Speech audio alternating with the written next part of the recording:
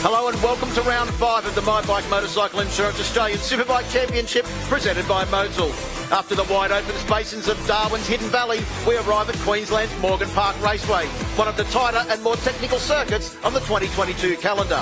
At just under 3 kilometres in length, Morgan Park is well known for its iconic Turn 3, but multiple elevation changes, blind corner entries and a short straight mean there is nowhere to rest, ensuring the racing in all classes this weekend will be action-packed.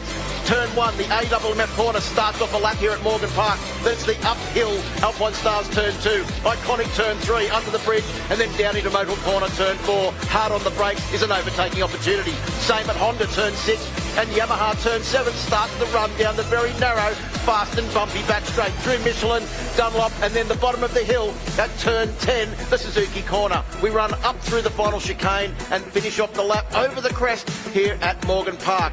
Let's find out more about this very technical circuit with a man that has 4 Superbike victories here, Troy Herfoss. He's with Steve Martin.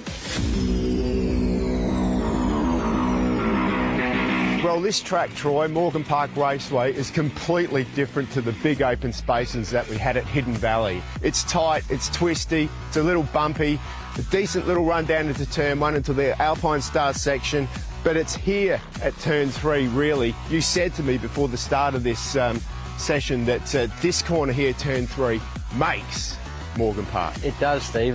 This is one of my favourite corners on the calendar, really, and this corner sums up Morgan Park. It's rough on the way in, it's blind, the fences are close, you don't see where the exit is, the corner opens up, the bike's out of control as you exit.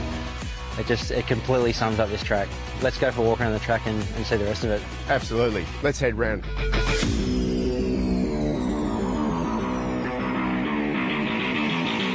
It might be tight and a good place to go for a jog, but this Morgan Park circuit, it's got plenty of overtaking opportunities. I've seen people pass in Turn 1, the Alpine Stars corner, Motul Corner, another place. What do you reckon? From Turn 4, if you can't get it done, Steve, you've got this run through Turn 5 into Honda Turn down to Turn 6. They're both very similar corners, but you can either be setting up at Turn 4 or making the pass, or I like to wait to Honda Corner. It's a bit safer down there, a bit slower. There was a time when you had to worry about tyre conservation at this circuit, but the tyres are so good now that it's more about preserving your body over the distance of the race. Pirelli have developed a tyre that we can do 16 laps full gas on. So now it's about the body trying to get around this bumpy circuit full gas. It makes a really tough day out. Well, let's twist the throttle and get down to the fastest part of the circuit.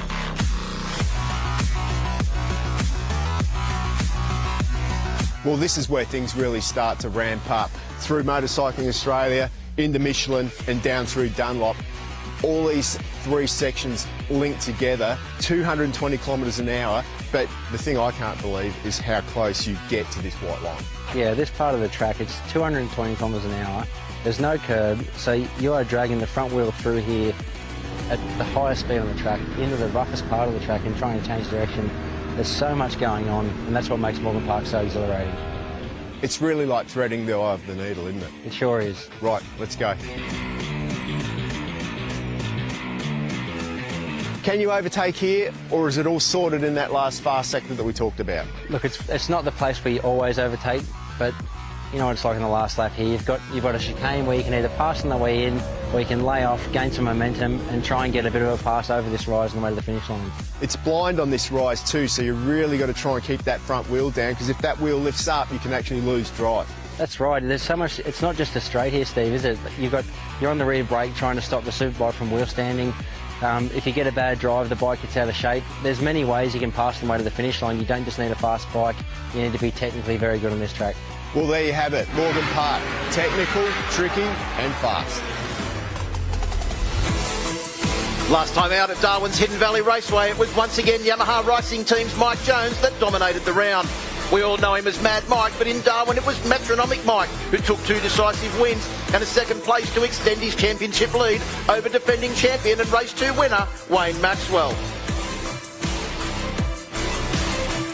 Championship points sees Mike Jones now on 202 championship points, 40 ahead of Wayne Maxwell on 162. Brian Starring hanging on in third with 155, and Troy Herfoss, after a podium in Darwin for the first time in 12 months, surged into 4th place.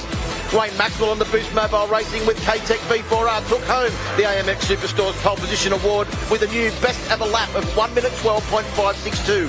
His third pole of the year, reducing Mike Jones' championship lead by 1 point. Well, getting ready for a massive day of racing action here at Morgan Park Raceway. First race up on today's calendar is the Blue Crew Oceania Junior Cup, race number 2. Steve Martin, great to have you back in commentary. You've been out, you've walked the track with Troy Herfoss, you've ridden the track in the pillion rides. How is the track looking here this weekend? Oh, it's looking fantastic. It's in good condition for sure. I just cannot wait to get the racing underway. It's a little bit bumpier than it was when we were here 3 years ago, so you know the teams and riders have had to adapt to that, but it's certainly not going to take away from the racing that we're going to see today. It's going to be cutthroat out there. We're going to see lap records full. Everyone's keen, especially these smaller classes like the Oceania Cup. They literally haven't ridden for such a long time that they're keen to show what they can do. Yeah, and yesterday's race was a fair indication. The top 4 covered by less than 0.45 of a second. That's 0.45, not 4.5. So Harrison Watts took the race victory. He's certainly on a rich run of form at the moment. Harrison Watts on board bike number 14. Hudson Thompson, the younger brother of Carter Thompson, the first ever champion in the Blue Crew Oceania Junior Cup, was second. And Bodie Page, the Queenslander, the local man, was in third place, and rounding out that podium, Levi Russo and Cameron Rende, the young man from South Australia that you've been keeping your eye on, rounded out the top 5. But certainly plenty of action yesterday in the smaller classes, as you mentioned. R3 Cup and Supersport 300 were both spectacular as well, as is this circuit. Levi Russo will start from pole position with Harrison Watts and Hudson Thompson joining him on the front row. Bodie Page, Marcus Hamod and Cameron Rende on that second row of the grid, Steve. Yeah, Ryan Larkin, Alexander Cody and Hunter Corney on row 3. Row 4, Terran Fleming, Ella McClawson, who's had a great result yesterday too, getting into the top 10. Sam Drain, brother of Tom Drain, here as well this weekend.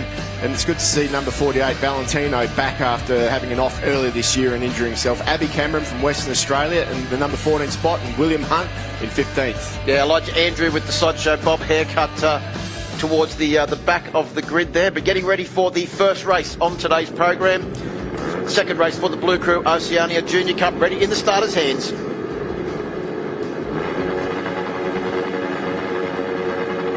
Blue Crew Oceania Junior Cup is go. Looked like there was someone missing from pole position there, as it looks like bike number 14, Harrison Watts, makes his way down to Alpine Stars area of the circuit. Through AMMF he goes, and then through the uphill Alpine Stars turn 2. Field starting to sort itself out now as they make the run up the hill towards that iconic turn 3. And even on a Blue Crew Oceania Junior Cup Yamaha R3, it would be very scary through there on the first lap. Tyres still not quite up to operating temperature, and already is it Thompson on board bike number 41 diving down the inside at Motul Corner. Yeah, absolutely. You can just see these guys and girls just settling themselves in at the moment, but it's not much in between it already. Just 0.1 between Thompson and Watts out front. You can see the different lines that they take as they head through into Honda Corner there as well.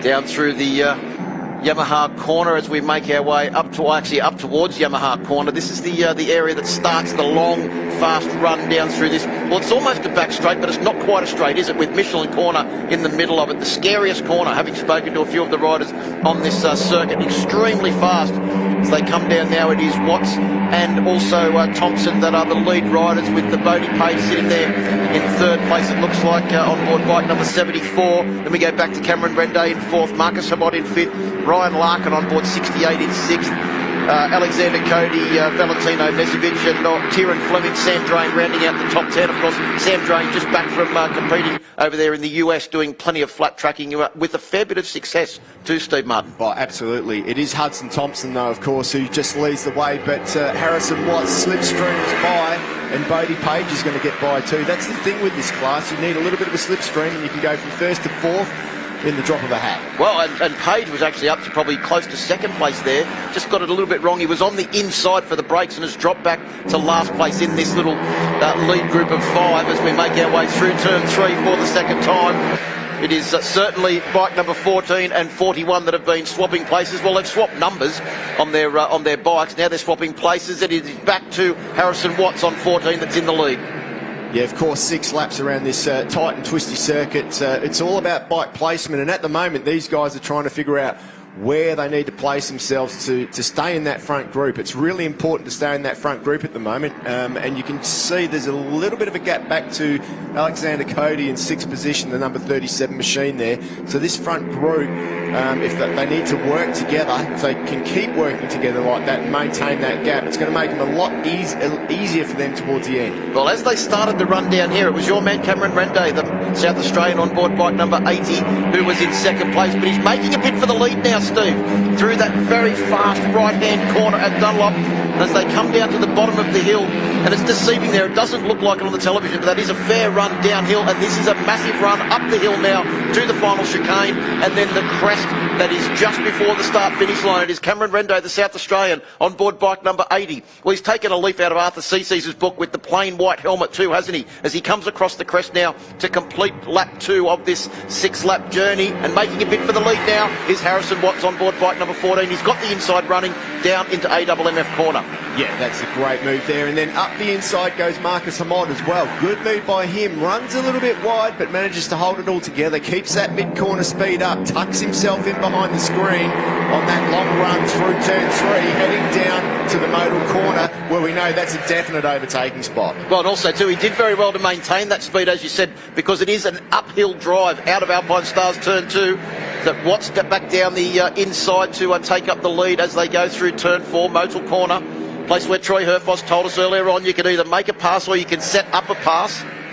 Cameron Rende yesterday, although he got 5th on the timesheet, he actually won the race, but he jumped the start, so it's good to see he didn't make that same mistake today. And you know, it's all about learning for these young guys. You know, like, they've done very few race starts in their life, that every time they go out there, every corner they go round, they're just learning something new. And well, wasn't it his first road race was actually in December last year on board one of these machines? Yeah, definitely. But he was devastated about it, but he's obviously forgotten about it now, put it behind him. His granddad, Mal Pittman, said, yeah, don't flinch at what everyone else is doing. Watch the light. When the light goes out, that's when you go. And also, Ken Wootton's advice was, if you do move a little bit, don't worry about stopping, just go, and you're going to get a 10-second penalty anyway, regardless of what you do. As we look at Marcus Hamod now in the lead, as they come round to complete lap 3, it is Hamod with Thompson right behind him. Watts pulls out of Thompson's slipstream. Rende uses the slipstream of both of them to go down the inside. Can he get enough drive out of the corner? He's on the very narrow line, but he rides the bumps well, and he leads them through AMMF corner turn 1 and out through Alpine Stars corner turn 3, and now through this blind crest that is turn 3. Marcus Hamod has definitely got the pace to run with these guys. Unfortunately for him, yesterday he finished at the wrong end of this group. He was 6th, so keep an eye on him. He'll be looking at making that right this time round, so keep a good eye on the number 13. 6th yesterday. He won't want that to happen again today. He was another victor, or he was another person that placed very well, but got the jump start penalty as well. So that's what pushed him back. They were in that lead group all the way to the checkered flag. But it is Harrison Watts that still leads. This group of 5 swapping places pretty much, it seems to be every single corner. Hamod, who led only a minute ago. Steve Martin is now back to 5th place and last place in this breakaway lead group of 5. A fair gap back now to the next rider through, which would be Ryan Larkin on board bike number 68. He's got Alexander Cody for company, and Sam Drain just a couple of seconds behind those two. And back in front goes Rendo at the moment. Just look how well he is tucked in behind that screen there. On the brakes, down a couple of gears as they head back up the hill through Suzuki corner. He looks to have grown a fair bit in height since we saw him make his road racing debut at the Bend in December last year. Yeah, but all of these guys are going through that growth spurt period. You know, they're all reasonably young at the moment, you know, 12, 13, 14 years old. So, you know, they've all got a... You know, they're all growing at different rates. Some of them will outgrow these bikes and they have to move up class. Some of them already do the R3 Cup as well. Bodie Page into the lead. The bright red shark helmet goes to the lead of the group. Of course, at least they've all got different coloured helmets on in this group. Only 2 of them with black helmets. All the Blue Crew Oceania Junior Cup riders this year wearing shark helmets. Of course, those Racondi leathers. Some of them even utilising the Alpine Stars Tech 5 airbag system as well, Steve, that you're now very clued up on this weekend after getting a lesson about it yesterday. Yeah, keep an eye on that later on in the show today. We caught up with Nathan Spiteri, who's been winning... he's been using that Tech 5 air suit system since 2018, so more on that later today. So it is still Bodie Page on board bike number 74 that leads. He's managed to hold the lead since Alpine Stars, or actually AWMF corner turn 1 at the beginning of this lap. Almost unheard of in Blue Crew Oceania Junior Cup racing that someone can hold the lead for half a lap. But as we start the run down the back now through Michelin, through this very fast corner, you can see the suspension of the Yamaha R3s trying to cope with the very bumpy nature of this circuit.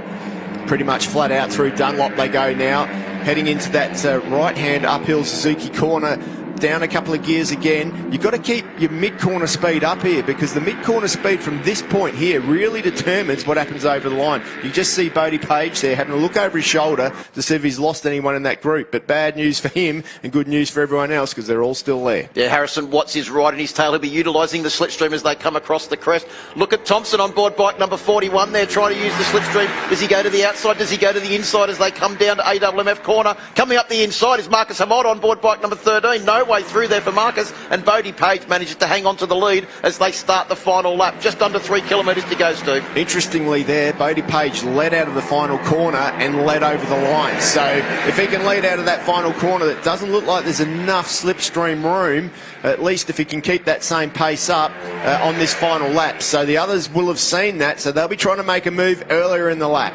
Well, Cameron Rende had a look down the inside there, realised he couldn't get up the inside of Bodie Page on board the 74 machine as they came down into that corner. Is he going to wait for Honda, which is one of Troy Herfoss's favourite overtaking manoeuvres? No, he hasn't. If anything, Page has opened up a couple of bike length lead over the rest of the field as they start the run up this small hill now to the Yamaha corner, the left-hander that starts the run home. As we go left now through that little bit of a dip in the other circuit and then down through the very bumpy Motorcycling Australia corner and Michelin corners that are very close together.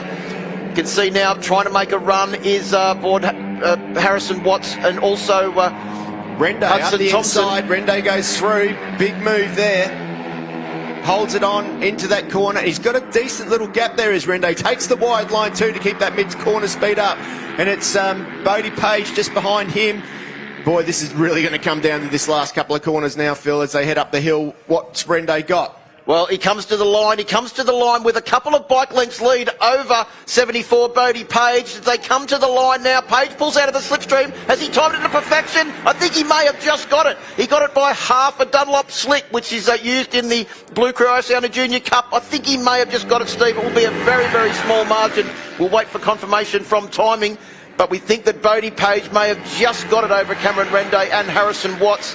Marcus Hamod may have finished in fourth, and Hudson Thompson, the last place rider in that lead group of 5 after a sensational 6-lap battle for the victory in race 2 for the Blue Crew Oceania Junior Cup. Rest of the riders coming across the line now to complete their race. There's bike number 46, William Hunt, finished back just inside the top 15 in 13th place, so good championship points. But yes, I think it is Bodie Page that will get awarded the win. We will wait for confirmation of it, but it looks like a margin of 0.011 of a second for Bodie Page on board bike number 74 as he celebrates on board his Yamaha R3. Well, I think that's about a quarter of a Dunlop slick. It's not much. They're small tyres, and that was a very small margin. Bodie Page does take the win over Cameron Rende, 0.011 of a second, the official margin. Harrison Watts, 0.062 of a second behind our race leader, rounds out the podium. Marcus Hamod, 0.134 of a second behind in 4th place. 0.7 for Hudson Thompson in 5th. Ryan Larkin was the victor over that little battle with Alexander Cody for 6th and 7th position. Tyrrell Fleming in 8th, Sam Drain in 9th, and Valentino Nezovic round out the top 10. Well, plenty of highlights in that race, Steve. Let's have a look at the Honda highlights. We could see that there was no one starting from pole position, it looked like, on the front row of the grid. But as they went through turn 1 for the first time, it was Harrison Watts and also Hudson Thompson that led the field as they went through turn 3. Yeah, it didn't take long for that group of 5 to break away, did it? They had a good job there. 0.2, 0.3 soon turned into a second, and then it was on between these guys. Rende, Page, Watts, Hammond, Thompson were all going for it. Yeah, I think they all had a chance at leading. Marcus Hamod went to the front about mid-race distance, but he was very quickly overtaken by bike number 14, Harrison Watts, who probably led the most amount of time in that race. But as we know, in Blue Crew Oceania Junior Cup, there is always plenty of people that want to take up the running at the front, and Harrison Watts had his hands full. Look at Bodie Page, showed a lot of speed on the straight, and in the end, he utilised that to take the victory. Bike number 74 doing a great job with the red helmet out front at that stage. Yeah, absolutely. It was so close out the front, but then Rende made this move up the inside, braked, and then went over the line. You can see there, Rende was leading as they came across the crest, but it was Bodie Page that used the slipstream to absolute perfection. Plenty more action coming up today here at Morgan Park, coming back after this break.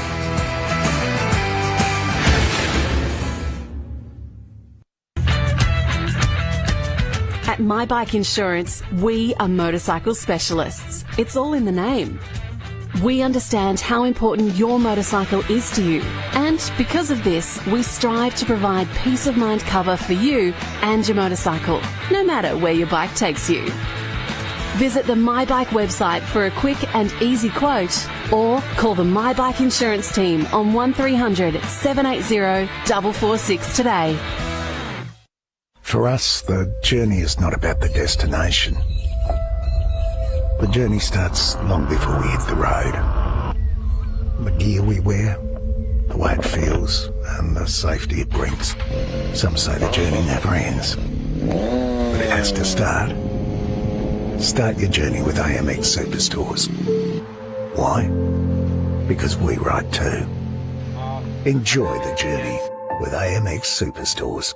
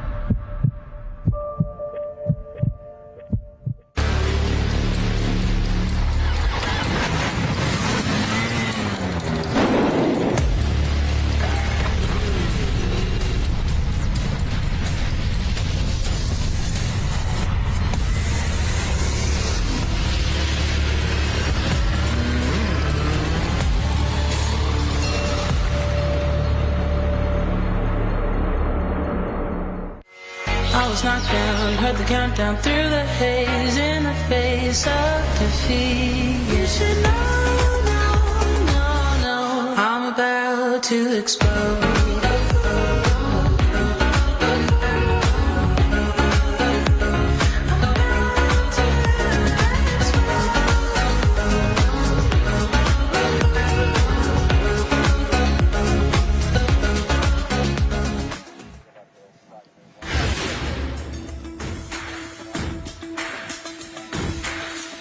Welcome back to Morgan Park Raceway. It's time to hear from our top three. They're in Park from A with Kate Peck. In P3, Harrison Watts, great ride out there. It looked like quite a tough battle. Yeah, the paddle was so much fun and so close. In the last lap, I just got swamped and I managed to get P3. I'm really excited. Well done. Thank you. Okay, we've got another race coming up, so good luck out there. Okay, and in P2, Cameron Rende. Wow, it was so close to you winning out there. That was excellent to watch. Was it excellent to race? Oh, yeah. As soon as you'd pass someone, they'd pass you back the next corner. That's how it went the whole race. Fantastic. You enjoyed yourself out there, it seemed like it. Yeah, I did. Yeah, well done. Good luck for the next race. And in P1, Bodie Page. Wow, that was great to watch. Excellent battles out there. It was so close right to the end. Yeah, it was a good race. The boys did really well. I wasn't expecting it to be that close in the end. Yeah, fantastic. Well, good luck for the next race, and you keep going with that excellent looking lid. It looks very fast. Yeah, keeps my head safe really well. Great. Thanks, mate. Good luck.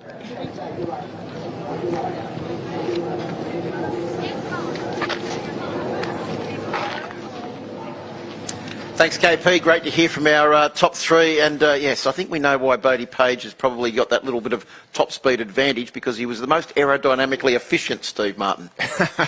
He was definitely very small on that bike, but nevertheless, he made the most of it, and it was a pretty exciting race to watch. I mean, have a look at those guys there. Look how short is Bodie there. But he certainly wanted to thank his sponsors there, especially Shark, who's, he said, kept him very safe out there, which was good to see. Yeah, along with Racondi Leathers and all of the other sponsors from the Blue Crew Oceania Junior Cup. Of course, all of them wearing Dunlop slicks out there as well. So thank you to all of the people that make the Blue Crew Oceania Junior Cup possible. Of course, it is the gateway to MotoGP. But we've spoken plenty of times about this circuit, Steve. You've had the opportunity to ride a few laps here this weekend, taking plenty of excited people for pillion laps. Guide us through Morgan Park, because it's only 3 kilometres, but it packs a hell of a lot in. Absolutely. You head down into the Alpine Stars turn 1 corner here. Really just like let it bike drift out, then get mid-corner speed, clip it on the corner, get on the gas nice and early. Then you come into the iconic turn 3 as you head down towards Modal. Nearly clip your head on the wall there. Use all the track over to the ripple strip. A little bit of a wheelie down the hill, hard on the brakes. Then into that Modal corner. Spin resurfaced here, bit of shade on the track too. Try and get smooth on the gas. Quick change through the gearbox, through Pirelli. Hold it tight here to get into Honda corner so you can get a nice drive up the hill. It's really important here to get back down there. Try and hold it tight around the apex here. Fire it up here, short blast, let it hit the rev limiter. Same gear, you can just hear the back twitching around there. Now get through here nice and fast. Short shift to keep the wheel on the ground. The wheel really wants to lift here. Through the fastest part of the circuit here. Get close to that white line. Flip to the right-hand side. You've got to be so careful, so bumpy through there. You do not want to get it wrong. But from this part of the circuit, it flows. Into Suzuki we go. Keep that mid-corner spin up again. It looks tight, but it's all about flow here. All of the track on the way out, and then once again, not much brake into Yamaha here. Just let it flow in, flip-flop, all about the same speed as you head up the start-finish line. Over the line we go, but in this case we head back into the pits. But I tell you what, Phil, it's an exciting track. Well, plenty more action coming up after this short break. Michelin Supersport ready to go for race number 1. What's the first race here? Carving through twisties. Nailing the perfect landing. Leaning into every corner. Losing yourself on the open road. There's no feeling like it. The howl of the wind in your ears. Feeling every vibration. Every inch of the tarmac. Just right.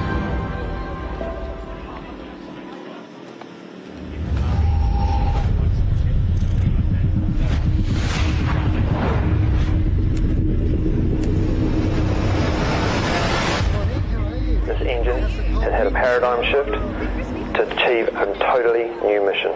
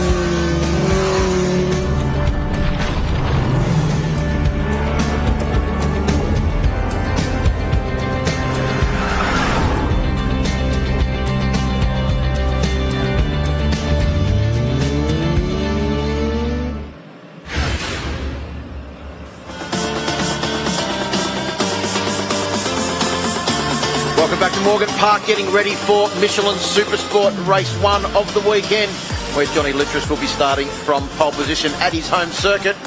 Does live a couple of hours away, but has done plenty of laps around here at Morgan Park. Let's have a look at all of the racing action that's coming up. Of course, we've got the Australian Off-Road Championship. The next round of that championship will be at Kingston in South Australia on the 17th to 18th of September. That's rounds 9 and 10. Then round 11 and 12 at Wynyard in Tasmania on October 8 and 9. For more information, aorc.org.au. Of course, here we are at Morgan Park. This is the run home for the Australian Superbike Championships. Round 6, the next round is at Phillip Island in conjunction with the World Superbike Championship on the 18th to the 20th of November. And then the following weekend, the grand finale at the Bend in South Australia on the 25th to the 27th of November. For more information, asbk.com.au. Pro MX Championship. The next round of that coming up will be at round 7, Queensland Moto Park on the 14th of August. Only next weekend, so not much time to get organised to get to Queensland Moto Park. Round 8, the final round at Coolum on the 20th to the 21st of August, so not long to wait for that one either. For more information, ozpromx.com.au. As we go to the vision now of our Supersport riders making their way round on their warm-up lap. You can see the Irish racing team machine there of Noel Mahon, bike number 10, leading a group of riders. Interesting having a look at the times, Steve. We've spoken about how bumpy this circuit is. Pole position time from Johnny Littress, no surprise to see the rider on board number 308 on pole position, but his time of a 1:15.534 is 9/10 of a second off the best ever Supersport lap set by Crew Halliday on board a Yamaha YZF R6 back in 2018 of a 1:14.609, and also the lap record held by Tom Tapara set in 2019 on his way to winning the Australian Supersport Championship of a 1:15.045. Yeah, I would put that down to more the fact that these guys haven't had a great weather run into this event. So, you know, they've had a layoff as well, a decent layoff. A lot of these guys won't have had the chance, like the Superbikes, to you know, go out and do test days here and there and all over the place. So for a lot of these guys, it's, you know, they're just waking back up. Obviously, as you know, we didn't get a full dry run throughout the weekend either. Yeah, they actually got one of the best sessions on Friday morning before the rain really came in. Yeah, but I feel that especially with a 600 compared to a smaller bike, you need to set them up more than you do the 300s and the R15s as well. So these younger guys need more time than the others. So I expect to see that the times in the race definitely pick up. But you know, it's the racing is going to be tense, especially between the front runners and this one. Keep an eye on Ty Lynch. He's coming a long way. Mitch Kuhn is another one who rode well last time out, didn't he? He did, and Mitch Kuhn has got a brand new set of Shark leathers here this weekend with a completely different pattern to make the leathers. He said he's got so much more manoeuvrability in the leathers, and usually brand new leathers are a little bit stiff. He said not the case with the new leathers he's made his debut with here this weekend. You certainly won't miss him on board number 58. Let's head down to the grid now, because KP is down there with some of our Michelin Supersport riders. Yeah, I've got Scott Nicholson here. Scott, we've got a little happy 4th birthday to Hannah on the front here. What's the story behind that? Well, it was my niece Hannah's birthday yesterday, and we couldn't be around to celebrate with her, so we thought we'd put the message out so everyone knows, and hopefully she had a great day. Oh, that's fantastic. Lots of cake for all, but let's talk serious business, because I bumped into you yesterday and you mentioned that you weren't so happy with this position. You were going to go away on the grid. You were going to go away, watch replays of the racing and come in with a clearer head. How is the headspace today? We're feeling a lot better mentally. I've got a clear plan of what I want to do, and we're just going to put it into action. Plenty of time in the race, 14 laps out there, so plenty of time to execute, and we'll see how we go. Okay, good luck out there, Scott. Thank you. And in P5 on the grid, we have got the loudest, rudest, most excellent set of leathers that I've seen in a long time. Mitch Kuhn, what is this get-up? It's the Shark Leathers get-up. Always want to stand out, always something bright, something different, you know. Show the sponsors off, get you remembered. Yeah. But Shark Leathers, new suit, feels amazing. Yeah, it feels amazing, looks amazing, but you are riding amazing. The best probably you've ever ridden this season. What do you put that down to? We've got a good team behind us now with Ian and Sam Costanzo coming on board. really know what they're doing. So it's helping us move forward every race. So, hopefully we can put on the box this weekend. Okay, good luck out there. No, thank you. All right, we're going to head back down to the third row of the grid in P9, actually. Tom Drain. It's probably not where he was hoping to be. He's only 16 years old, but you've recently just had a pretty successful trip to the US. Tell us about the race that you were in and that success. So we went over to America about a couple of weeks ago, and we raced in the AFT singles, and I ended up getting second on my debut at Lima. Yeah, fantastic. Now tell us about this position on the grid. You've got a bit of work to do ahead of you. Yeah, I got a little bit of work. I'll try and make up a couple of spots in the first couple of laps and hopefully get up the front. Yeah, okay, well, good luck out there. Thank you. All right, back to you, Stephen Phil. Thanks, KP, and great to hear from Mitch Kuhn there, as you mentioned. He is having his best year, and you mentioned the people that are around him, and it's good to see that Ian Pearson, Broc Pearson's dad, of course, Broc Pearson, the reigning Supersport champion, Ian just couldn't bear to be away from the racetrack, so he's helping out the Coons this weekend. So great to see him down there, and also Scotty Nicholson is having a fantastic year. He's got 1 win and 2 podiums already in the 3 rounds that we've had. So I'm sure that just because he's qualified a little bit worse than he would have hoped for, that it won't hold him back this weekend. No, absolutely not. Keep an eye on Tom Bramich as well, starting from 3rd position. He's definitely one to watch. He's still coming to grips with that bike, but they're getting faster and faster every weekend, and he's a contender for this race as well. Ty Lynch has certainly come on a long way. Johnny Littris, the man that they've got to try and catch this time out. Jack Farnsworth's a name that we don't see too much up the front as well, but he did a brilliant job to qualify in 4th, Phil. Yeah, he's had a couple of good results this year, but he's certainly riding better than what he has at any other time that I've ever seen young Jake doing. But keep your eye on him on board bike number 49. Of course, the number made famous by Brendan Clark when he raced here in Australia and also in MotoGP as well. So just having a look down there at the grid, 2 minutes to go until the Michelin Supersport riders will make their way off on their warm-up lap. Luca Durning did a great job for the Addicted to Track R6 as well, qualifying on that 3rd row of the grid in 7th. That's a name that we haven't heard of much. No, you saw him there on board the 212 machine, of course a local Queenslander, probably knows his way around here extremely well. There's Tom Bramich on board the Bear Bird Apex racing machine. Of course, beneficiary of doing plenty of work with Wayne Maxwell at Moto Tuesdays, and Wayne giving him a bit of advice and helping him along as well. Of course, Tom Bramich is a former Australian champion. He knows how to ride, but it's good when you can get a rider with the experience of Wayne Maxwell just to come in and just give you a little bit more knowledge. Absolutely. I mean, to have Wayne in your corner is just a great feather in his cap.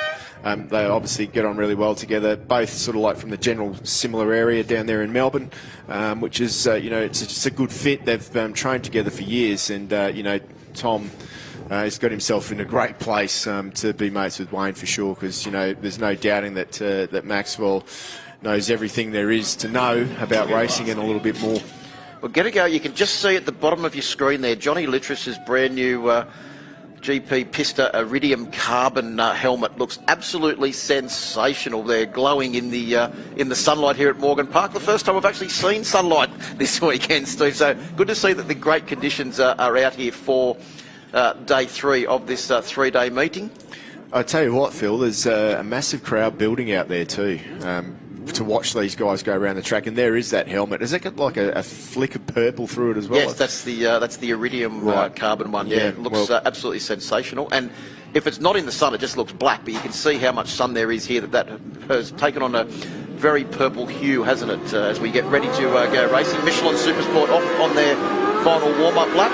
Yeah, keep your eye on Tom Drain. Being a dirt tracker, I'm pretty sure that just like Arthur CC's, he'll be getting a good start as they make their way down towards AMMF corner turn 1 to start off this 14-lap race. 14 laps around here on a Supersport machine, that's a lot of hard work. Oh, absolutely. It's going to be very, very physical for these guys as they head around the track up here for sure.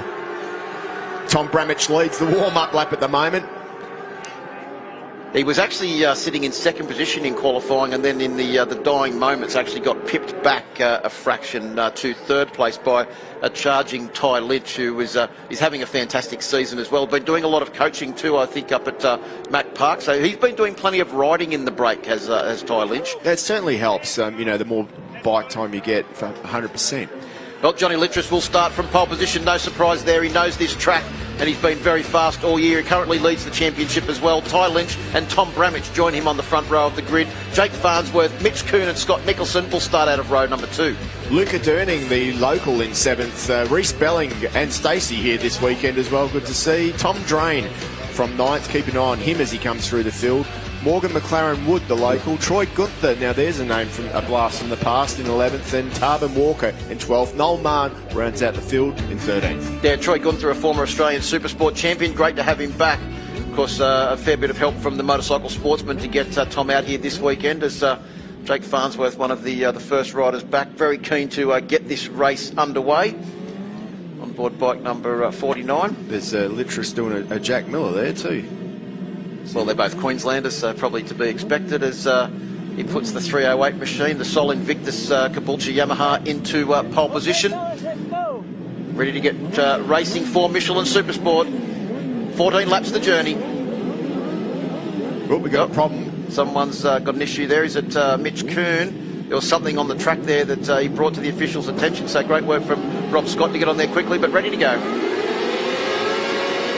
Michelin Supersport is go. Cracking start from the front row of the grid for Littress on board 308, but looks like Ty Lynch has got a great start and will try and run down the inside, and he does, Steve. So Ty Lynch on board the 727 moto machine. Bike number 85 takes the lead for the first time. And Bramage sits himself in there in 4th position as well. Jake Farnsworth up to right behind Tom Bramage. Mitch Kuhn got a good start as well. Down the hill to Motul Corner for the first time. Coming down the inside. Looked like up the inside of Tom Bramage. It may have been Farnsworth, was it? He is on a mission around here, isn't he? Of course, he knows this track inside out, so he's going to be quick in the first few laps. Bramage can't afford to let the front guys get away, though, that's for sure. Scott Nicholson back there in 7th position at the moment. You can just see him. He just tips him in his Michelin shod 600 Yamaha. Yeah, Mitch Kuhn got a great start as well, sitting in 5th position, it looks like, as they start the run down through Michelin for the first time. But it is Lynch, Littress, Farnsworth, Bramage, Kuhn and Nicholson, who didn't get the start he wanted. In fact, right behind him is Tom Drain, the youngster, on board bike number 59 from Western New South Wales. So head up the hill through Suzuki Corner at the moment. Ty Lynch, one of his... just look how much that bike is moving around as he gets on the gas there. Johnny Littress in the slipstream. Does he try and slip up the inside, or does he sit there? Good move. He just sits there at the moment. Yeah, through AMMF Corner we go with 1 lap down. It is Lynch, Littress with a fair gap now. Considering we've only done 1 lap of this circuit, I think the gap there is quite exceptional, Steve. It's actually over 1 second back to Jake Farnsworth. It's Tom Bramage, if he wants to try and hang on to these leaders, probably needs to get past Farnsworth. But at the moment, Farnsworth is showing a fair bit of speed, and Tom Bramage doesn't have an answer for it. No, that's for sure. I mean, this is a sort of track that it does take 2 or 3 laps to settle yourself down. It's so rough. Completely different lines there from the 2 leaders at the moment. Ty Lynch taking a much tighter, turning the bike, Littress letting it run out right to the edge. 2 completely different riding styles there. You can just see, once again there, Littress turns in from a much wider angle. Ty Lynch able to get that same speed from a tight line. Well, looking at the bikes moving around, so it almost looks like they're riding at your City MX motocross track down the back there, with the bikes hopping and jumping all over the bumps. Is that Luca Durning now making a bit of an assault on the back of Tom Drain's machine to try and find a way past, as Littress looks to the inside. They go banging bars as they go down the My Bike Motorcycle Insurance start-finish straight, and Littress takes the lead at the start of lap 3 of this 14-lap journey. He certainly pushed there, because his foot came off the peg as he tipped in through Alpine Stars curves. Through turn 3 they go, down the hill. Ty Lynch can't afford to let him get away. Well, Littress has literally just lit the afterburners and pulled out a couple of bike lengths difference over Ty Lynch as they come down to Motul for the 3rd time. Changes direction through that fast left-hander and then down into a Honda Corner. Probably one of the slower corners on this circuit. Then it's a little drive up the hill towards the Yamaha Corner, which starts the run down the back straight. Litris through the bumps there, looking like his bike was a fair bit better behaved that lap than the last lap, where it seemed to be almost bumping around out of control. Absolutely. Well, this is where the bumps are, and you can just see the difference there. Litris's bike is looking relatively smooth. Lynch is all over the place there, as is the man behind at the moment, the number 49. Yeah, Farnsworth has, Tom Bramage has actually closed up a little bit, I think, onto the back of Farnsworth's machine as they make their way up towards the Yamaha chicane. Speaking of Yamahas, it's a Yamaha benefit in the Supersport category. Pretty much the Yamaha R6 is the weapon of choice. Jake Farnsworth and Tom Bramage, both R6 mounted as they make their way down towards turn 1. And still Farnsworth holding on, but I think Bramage is actually closing in, having a look at the lap times. Tom Bramage actually did his best lap of the race. Litris is down. Is it? Or is it a mechanical issue? It's a mechanical problem. And you can see what he's trying to do there. He's going to turn it on and off. This has big implications for the championship as well. And he'd also just done the fastest lap of the race, a 1:15.841. But he's going to have a fair bit of work to do now just to try and get back into score decent points in this championship. That is weird. It's almost, what he's done is he's reset. You can see now he's flustered. He's hard on the brakes just behind Noel Mann. He's last out on track. He's going to make his way back past and work his way through the field. But Ty Lynch will be pinching himself at the moment. To me, it almost looked like, let's have a look there. It almost looked like the bike turned itself off. The bike's turned itself off, and he's reset it by turning the ignition off and on. But how was the quick thinking from Litris? He's a young man, but he's had immediate thoughts, right, I need to get to the outside of the circuit to a safe place, reset this bike where I'm not going to be putting myself in any danger, and got the bike reset. Let's hope he can reset the brain as well and get back on track. And if you're a young kid watching at home, that is never give up. You've got to give it everything you can, and that's what I like to see. That's a great attitude there by the young man, John Litris. He's got to work his way back through the field. Coming into this race, Steve, he had an 18-point lead over Ty Lynch in the championship, so as you said, very important to make sure he gets good championship points. He couldn't afford to have a DNF and Lynch take the win. Well, this is going to be interesting now. We've got to keep an eye on the times to see what Ty Lynch does lap time-wise without Litris to follow. Now that Tom Bramage can also see, and Jake Farnsworth can see, that Johnny Litris is gone, those three guys are on for the podium. Can Ty Lynch maintain that pace? Another person that's thinking now about championship implications would be Scott Nicholson on board bike number 39. He's up into 4th place ahead of Mitch Kuhn, Tom Drain and Luca Durning. He's going to take some solid championship points here, as we see that rider number 88, Morgan McLaren Wood, has been given a 10-second jump start penalty. So he's sitting back in 11th place at the moment. That will put him back behind Noel Mann on the number 10 machine, the Irish Racing entry, as we look at Nicholson on board bike number 39. And Farnsworth and Bramage. Bramage has closed up even further onto the back of Farnsworth machine. This battle is for 2nd and 3rd position. Absolutely. This is pretty serious, especially for the points for Bramage. He can move himself up in the championship a decent amount here. And also, every time you step on the podium, no matter what the circumstances are, it gives you confidence. And that's something that Tom Bramage needs at the moment. Through that iconic turn 3 and down to Motul Corner, that group comes. The lead at the moment is 3.6 seconds for Ty Lynch over this group as they battle. You can see Lynch just ahead there on board the 727 Moto machine. There is the championship points live at the moment. It is Litris on 126, Lynch on 125 if they stay in the same positions.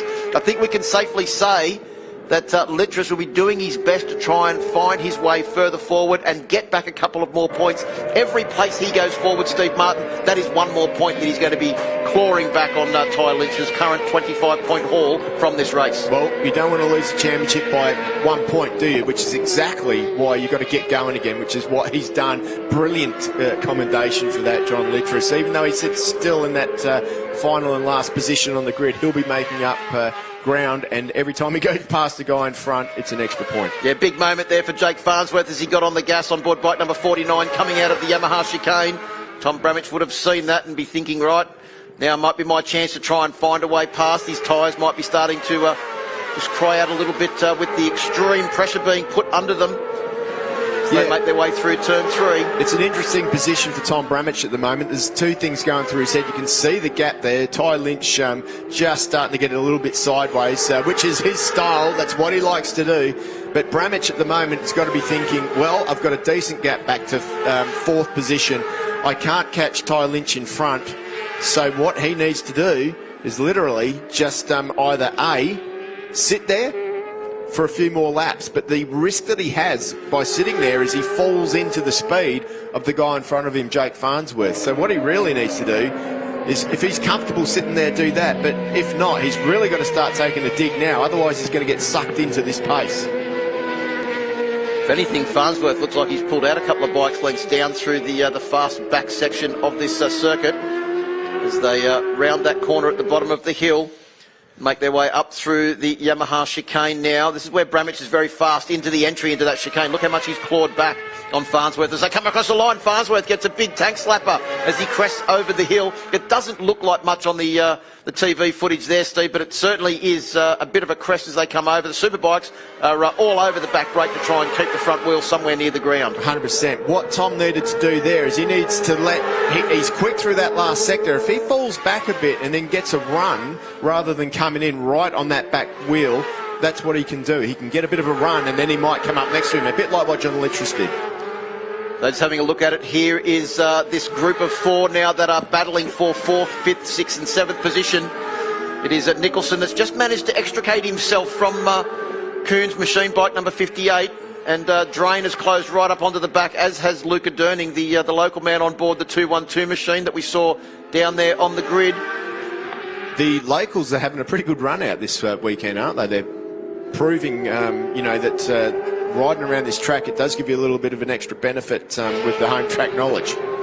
So it does. Look at Nicholson, bike moving around as you can see he's really pushing now. Just having a look out on the last lap, Steve, he actually did his fastest lap of the race, as did every rider in this group of 4. So they're urging each other on now. Kuhn did an 18.0, 17.7 for Tom Drain, 17.7 for Luca Durning, and a 17.9 for Scott Nicholson. So on that last lap, the 2 riders in 6th and 7th position, Drain and Durning, were the 2 fastest riders in that group. Our leader, though, Ty Lynch, he's still circulating in the 116s, a 116.192, only a fraction off his fastest lap of the race, a 116.708 or 078. But still the fastest man in this race is the man that is now trying to battle his way back from 13th position. Championship leader coming into this race, John Littrus, with a 1:15.841. So he had a lot of pace, but unfortunately it all went wrong for him with that bike malfunction. No. It looked like more bike malfunction for Littrus on board the 308 machine. All he's got to do now, Steve, is get this bike to the finish. He can't get back any further in the field. I think it's safe to say he's 1 lap down. Yeah. But if he gets to the finish, he will score some championship points, and that is most important. And should, by the lifetime that we saw there, maintain a 1-point championship lead over Ty Lynch on board bike number 85, who looks destined to take 25 points in this race with a victory.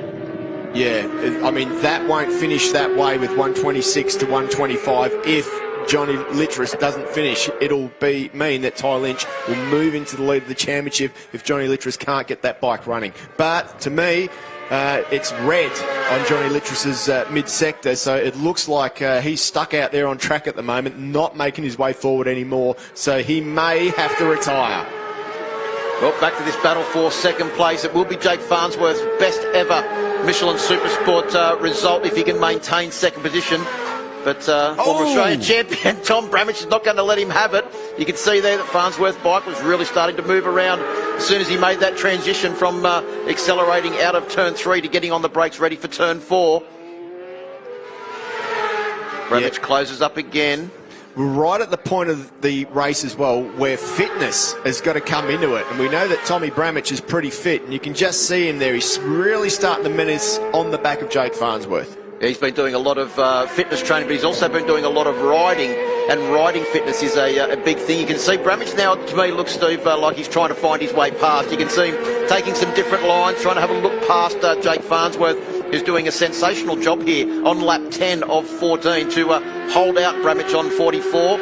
As Bramich looks like he has a drive up the inside, can't quite get through as they enter the Yamaha chicane, but I think he might be going to try and dive down the inside as they come to AMMF corner. If he can get a good run out of there, but Farnsworth got a great run out of the corner and maintains 2nd position. Yeah, it's really, really tricky for Tom, but it's good to see him starting to take those different lines now. Bit of a moment there as well for Farnsworth, which has put Tom right on the back wheel. He just cannot sit behind him and follow his wheel. He's got to try all these different lines and put pressure on the man in front. No way through at Motul corner for Bramich as Farnsworth very deep and late on the brakes. Meanwhile, Tyler Lynch is just doing a fabulous job out front. 7.6 seconds in front of this pair. He is riding brilliantly out front. But Bramich, there you go, looks up the inside. But Farnsworth chops him off again. He's just going to make a dive. It's going to have to be like a pretty brutal pass by the look of it. I think if he can get past, he can actually pull away because Farnsworth bike really starts to be looking to move around. And Bramich goes through at the very fast area of the circuit. And let's see now if that prediction can come true, because Bramich's bike was looking a lot better behaved than what Farnsworth was simply just gritting his teeth and riding the wheels of bike number 49. He's still in a podium position with third place, but Bramich has pulled away now. And we'll see a replay of that overtake as they came through Michelin corner. He set it up, then went down the inside, very fast corner to try and make him move out over the bumps. Great move there from Tom Bramich. You could see how much he was pushing the front there too. It like literally was just tucking a little bit as he was asking everything and a little bit more of that Pirelli front tyre on that bike. Litch's bike is up and going again. He's 2 laps down, Steve Martin, but that won't matter because as long as he can get to the checkered flag, and we are on lap 12 of 14, he will take some championship points for 13th position. Nicholson still holding off Kuhn, and Durning having a big look down the inside of Tom Drain. Couldn't quite get past on the run into Michelin corner, so they stay in the same order with Nicholson, Kuhn, Drain and Durning still battling for those positions 4 back. Yeah, still some decent lap times from that group as well. They're in the 17s. They're running similar times to what Bramich was running just before. So this group is now running the podium lap times. They are, and man, that hasn't changed his lap times at all, pretty much only differing by half a second over this race is our race leader, Ty Lynch, on board that 727 moto machine. And 1:16.5 for him on the last lap. So he's pretty much a second faster than anyone else on track at the moment. And Littrus is just circulating around a 1:24. He just wants to get this bike to the finish line now. Yep, absolutely. That's just what he needs to do. He just needs to try and keep that momentum up and get those all-important points for the championship. But it certainly means it's going to be close at the front. And they've got to try and fix that bike and find that problem. And problems like that, intermittent problems, are always very, very hard to find. That's right. Of course, Littrus has had 3 victories already this year, so we know he's got the pace to come back. Oh, Durning. I think he might have even clipped the wall with his shoulder there as he tipped into turn 3. You can see he's pushing very hard. And look at Drain now, right up onto the back of Kuhn on board 58 too. So Mitch has got a fair bit of work to do to hold out the young hard charger from Western New South Wales over these last couple of laps. Of course, Drain, if we're talking about bike racing fitness, Drain is in a fantastic position, having raced all of those races in America just recently. Yeah, have a look at Luca Durning, though. He's trying to make his way around the outside as well. He wants to have a little bit of this action up front. Well, down the back we go for the penultimate time. Lap 13 of this 14-lap race, and it is Drain trying to find a way past Mitch Kuhn for 5th position. You can see here a replay of Durning as he went into turn 3. And what happened, I think he may have even just went on the inside there on that AMX Superstore replay, and may have even just clipped the white line. The Troy Herfoss mentioned it in our track preview. The white line actually wasn't always there. Yeah, 100%. But, yeah, he didn't quite get that right. But once again, as we head out in the final lap, these guys have got to really be feeling it now. So physical, this Morgan Park circuit, that they're just gritting their teeth. They've probably got arm pump now. They know that they've just got to ride with every ounce of strength they've got to get it to the end. Well, Nicholson's got away from 4th position. Drain down the inside of Kuhn. That's the battle for 5th position. So Drain up into 5th, but it looks like Kuhn's not going to give it up lightly. Tries to maintain track position, and he does as they come down into Honda. Tries a block pass, manages to get the job done. They almost stopped. They're back to walking pace, Steve, as they went through Honda corner on that occasion. And Kuhn's managed to get back into 5th place, because 4th place is Nicholson. He's gone. But here's our race leader through the chicane for the final time and over the crest to take the win. Ty Lynch on board bike number 85. The 727 moto rider takes victory by a considerable margin, Steve, because the rest of the field hasn't even come over the crest. There comes Tom Bramage on board bike number 44. Great to see Tom back up on the podium in second position. And third place after a sensational ride will be Jake Farnsworth. His first ever podium in the Michelin Supersport Championship. And I think you can tell by the body language he's pretty happy with that one. Yeah, awesome stuff. There goes Scott Nicholson over the line. That puts him in fourth. Mitch Kuhn just hangs on to that titanic battle between himself, Tom Drain and Luca Durning. And John Littress manages to eke the bike over the line 2 laps down. But boy, did he need those points. Well, but also too, he had a bit of an issue there, but he rode a smart race to make sure that he got points. So a very smart head on the shoulders of John Littress there. So well done. Well, and he'll come back in the next one, you can guarantee it. I take my hat off to Ty Lynch. He's had to battle through a lot to be where he is now. Had a big crash last year, wasn't it, or maybe just the year before. What a brilliant job for him to win this one, Phil. Yeah, by 9.5 seconds over Tom Bramage, so congratulations to Ty Lynch. Tom Bramage in second, Jake Farnsworth rounds out the podium in third. Nicholson, some solid championship points for Scott Nicholson on board 39 in fourth. Mitch Kuhn in fifth, Tom Drain in sixth, Durning in seventh, Belling in eighth, Tarbert Walker in ninth, and Morgan McLaren Wood with that 10-second jump start penalty rounds out the top 10. Troy Gunther just out of the top 10. He'll be working hard to get that further up. Noel Mann in 12th, and probably the most important ride of the race is Johnny Littress, who got 13th with those extra points. Plenty of Honda highlights in this one. It was Littress that got a great jump off the line down in towards turn one, but Ty Lynch was right there and just managed to try and get up the inside at the last minute at AMMF corner to take the lead early on. It wasn't long though when Ty Lynch started to get that bike sideways. Littress was right behind him and there was a gap forming back to Tom Bramage. The race in the middle of the field was sensational, but Littress took the line down the inside. And this is where it all started to go wrong for Johnny Littress. He thought everything was under control. Foot comes off the peg there, but then he has to pull off to the side of the track. He's lost power. What is it? Does he give up? No, he doesn't. He fights, and he gets that thing going. He just set the fastest lap of the race too. This was an entertaining battle between Jake Farnsworth on 49 and Tom Bramage on 44. Pretty much went the entire race distance. You can see Littress had more problems. Had to stop and reset the Caboolture Yamaha once again, but didn't give up. Kept fighting and made sure that he was going to get to the line. This was the overtake that took Tom Bramage from third place up into second, down through that very fast right-hander, just getting the better of Farnsworth, who'd done a sensational job. Durning hadn't given up trying to get the position, even though he'd come into contact with the wall at turn 3. Yeah, he was sideways everywhere and gave it everything he got, having the best race that I've seen him have, actually. Brilliant job for him. Drain also there, and Mitch Kuhn, side by side, almost walking pace. Now that is a classic block pass. Well, you can tell that Mitch Kuhn didn't want to give it up, but this man surged to victory. A massive win by 9.5 seconds for Ty Lynch on board the 727 moto, and I reckon under that Arrow helmet there is a massive smile, Steve Martin. There he is, there's the smile from Ty Lynch. I think he's exhausted and happy at the same time. Absolutely, that was a brilliant ride by Ty. And look at the crowd that are rolling in at the moment as well. It's a massive, always a massive weekend here at Morgan Park.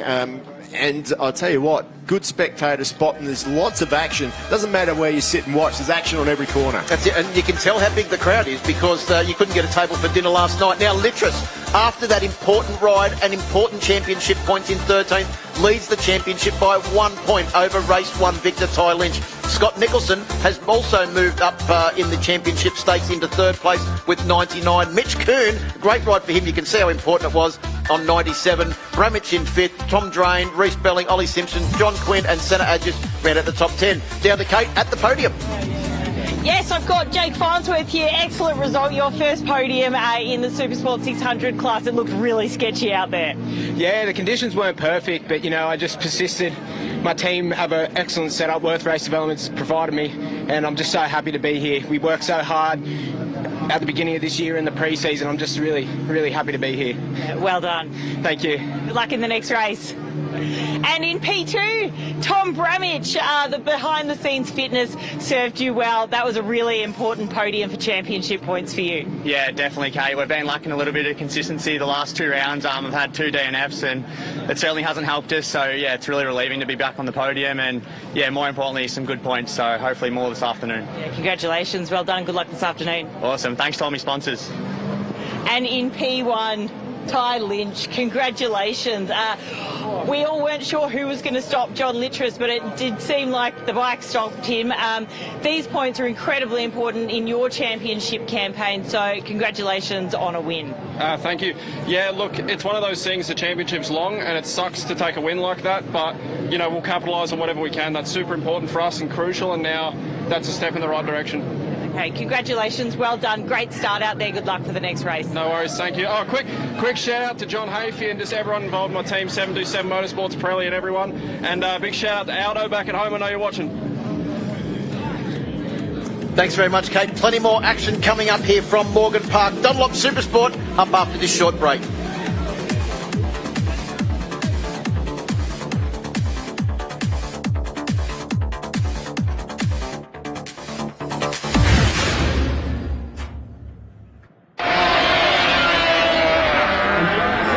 Now, in order to celebrate Yamaha's 60th year of competing in Grand Prix, Yamaha is pleased to announce the all-new YZF R7.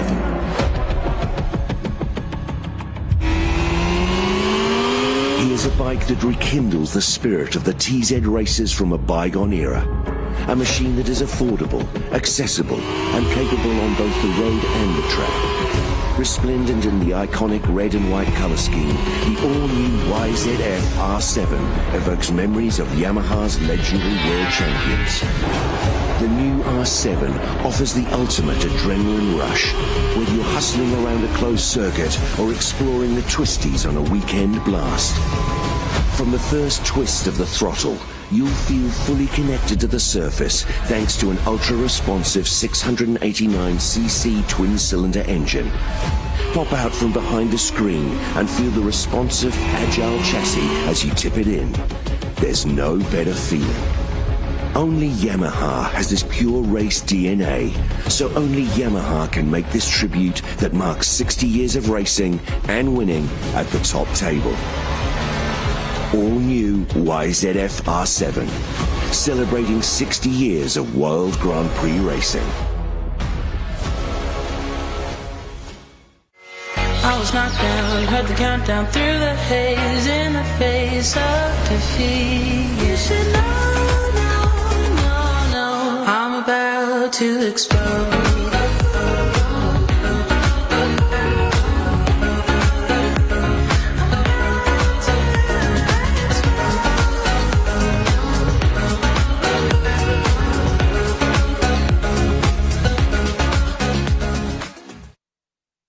AMMF can help power your passion. We offer flexible, tailored finance solutions to motorcycle and marine customers Australia-wide. Our motorcycle and marine specialists can help you finance your motorcycle, scooter, personal watercraft or boat package with quick and easy approvals, fixed rate terms, flexible finance options and competitive rates. Call AMMF on 1300 263 123 or visit the website today. I'm with the top two contenders of the Dunlop Supersport 300 Championship, Cameron Dunker and Glenn Nelson. Oh, boys, that was fierce. Well done. Now, you're leading the championship, Cameron. Tell us how it feels. Feels awesome, especially because this is my second season. So, yeah, it's pretty cool. Mate, you are one fast pocket rocket. Yeah, thank you. Yeah, and Glenn, now this is your home track. So tell us firstly how the season's been going, but also what you think you can achieve this weekend. Throughout the season, we've had a lot of ups and downs, so good to be at a home track that I know very personally, so hopefully I can have podiums and even wins this weekend. Yeah, great. Okay, that's exciting stuff. Cameron, who do you want to be when you grow up? Probably world champion, but I don't really have anyone in particular. Okay, you're just going to rule the world. Well, boys, good luck this weekend. This is the championship where our future champions are found. Enjoy it, enjoy your home track, and enjoy this championship lead. Thank you. Well, great to hear from our top two in the Supersport 300 Championship, and Glenn Nelson was second in yesterday's race behind the man that sits on pole position, Teo Aksu. His first ever pole position in the 300 Supersport class, so congratulations to Teo. Glenn Nelson in second, Jonathan Narlos in third. Second row is Liam Waters, Cameron Swain, and our championship leader, Cameron Dunker. Yeah, good to see him there in sixth position. Really looking forward to getting this one underway, Phil, as they come up, getting ready just to get that start underway. To give you an indication, in qualifying they were 0.6 of a second apart. Yesterday's race was extremely close as well. Nothing between our top riders as they came across the line. Teo Aksu took the victory, but only just, as we watch our riders come up now and take up their positions on the grid. Teo Aksu on board bike number 91 in pole position. Nelson and also Jonathan Narlos on the front row of the grid. But ready to go racing for Dunlop Supersport 300, second race of the weekend. Supersport 300 is go. Looks like a couple of wheels going towards the sky there as they make their way down towards AWMF corner for the first time. But it looks like Nelson on 39 that will take the lead through that corner and start the uphill run through Alpine Stars. Slotting into second, I think you'll find it was Teo Aksu with Jonathan Narlos of the front row starters in third place. Now, Jonathan Narlos has had a couple of offs this weekend, I think, hasn't he, in practice, so he needs to make this one count. Yeah, Liam Waters having a big run down the inside, nearly made it 3 crashes for him for the weekend. Well, it's pretty early and pretty hectic in this Dunlop Supersport 300 race, especially in the early laps, but right out front now, it's Nelson doing exactly what he needs and wants to do. Interestingly, Narlos has actually got 2 bikes here this weekend, the Ninja 300, Ninja 400 that he rides in this class, and also the Yamaha R3 that he rides in R3 Cup. And unfortunately for the R3, it's been that bike that's been crashed twice this weekend, but the team's done a fantastic job to get both bikes back out on track as Teo Aksu tries to go around the outside of Glenn Nelson. A big move on lap number 1 here on the 10-lap journey for our pole man, Teo Aksu, who took victory yesterday, but he's been on a great run of form this year at Queensland Raceway. He was on the podium for the first time ever. Look at him now, pole position and a race victory already under his belt here at round 4 of the championship for the Supersport 300 riders, and of course proudly brought to you by Dunlop. Absolutely, doing a fantastic job out there at the moment. Side by side they go into turn 1. Jonathan Narlos there on the left hand side, and he goes up the inside. It doesn't get much closer than that. The knee of Glenn Nelson just nearly touching the back tyre there. So it is JJ on board bike number 20 that leads as they come through under turn 3. Great shot there from the speed cam as they come underneath the bridge and down into modal turn 4. Nelson hard on the brakes. Also making a big run up the inside there was Cameron Swain on board bike number 26. Liam Waters is in that group too. Keep an eye on him. He doesn't mind sticking his nose up near the front of the race as well. So good to see Liam Waters in that leading group. Cam Swain there, just like you said, in that 4th position at the moment. Marianos Nicolos is there as well. Well, good to see 2 former champions of the Blue Crew Oceania Junior Cup making their way through into Dunlop Supersport 300 as well. We speak, of course, of last year's champion, Cameron Swain, and the champion from the year before, Marianos Nicolas. And Marianos, of course, is a big Valentino Rossi fan. That's why he has bike number 46. And not only that, it shows you how competitive and such a good class the Blue Crew Oceania Cup is, because those guys are coming in and they're featuring near the front of this race. Top 9 riders covered by just on a second, with news coming through that the start is under investigation. We did say there was a couple of riders that seemed to get the front wheel far too high on the run off the line, but maybe a couple were just a fraction too fast as well, as Narlos leads them across the line. Nelson tries to think about a slipstream manoeuvre to get past Teo Aksu, who was glued to the back end of bike number 20 as they came through AWMF corner to start this 3rd lap of the race. Looks like Marianos has made his way forward as well on board bike number 46. He's up into 5th place now, getting the better of Liam Waters on 181. Just sits in there in 2nd position at the moment. It's just been cleared up, no jump start, so the race is for the race, no penalties in this one.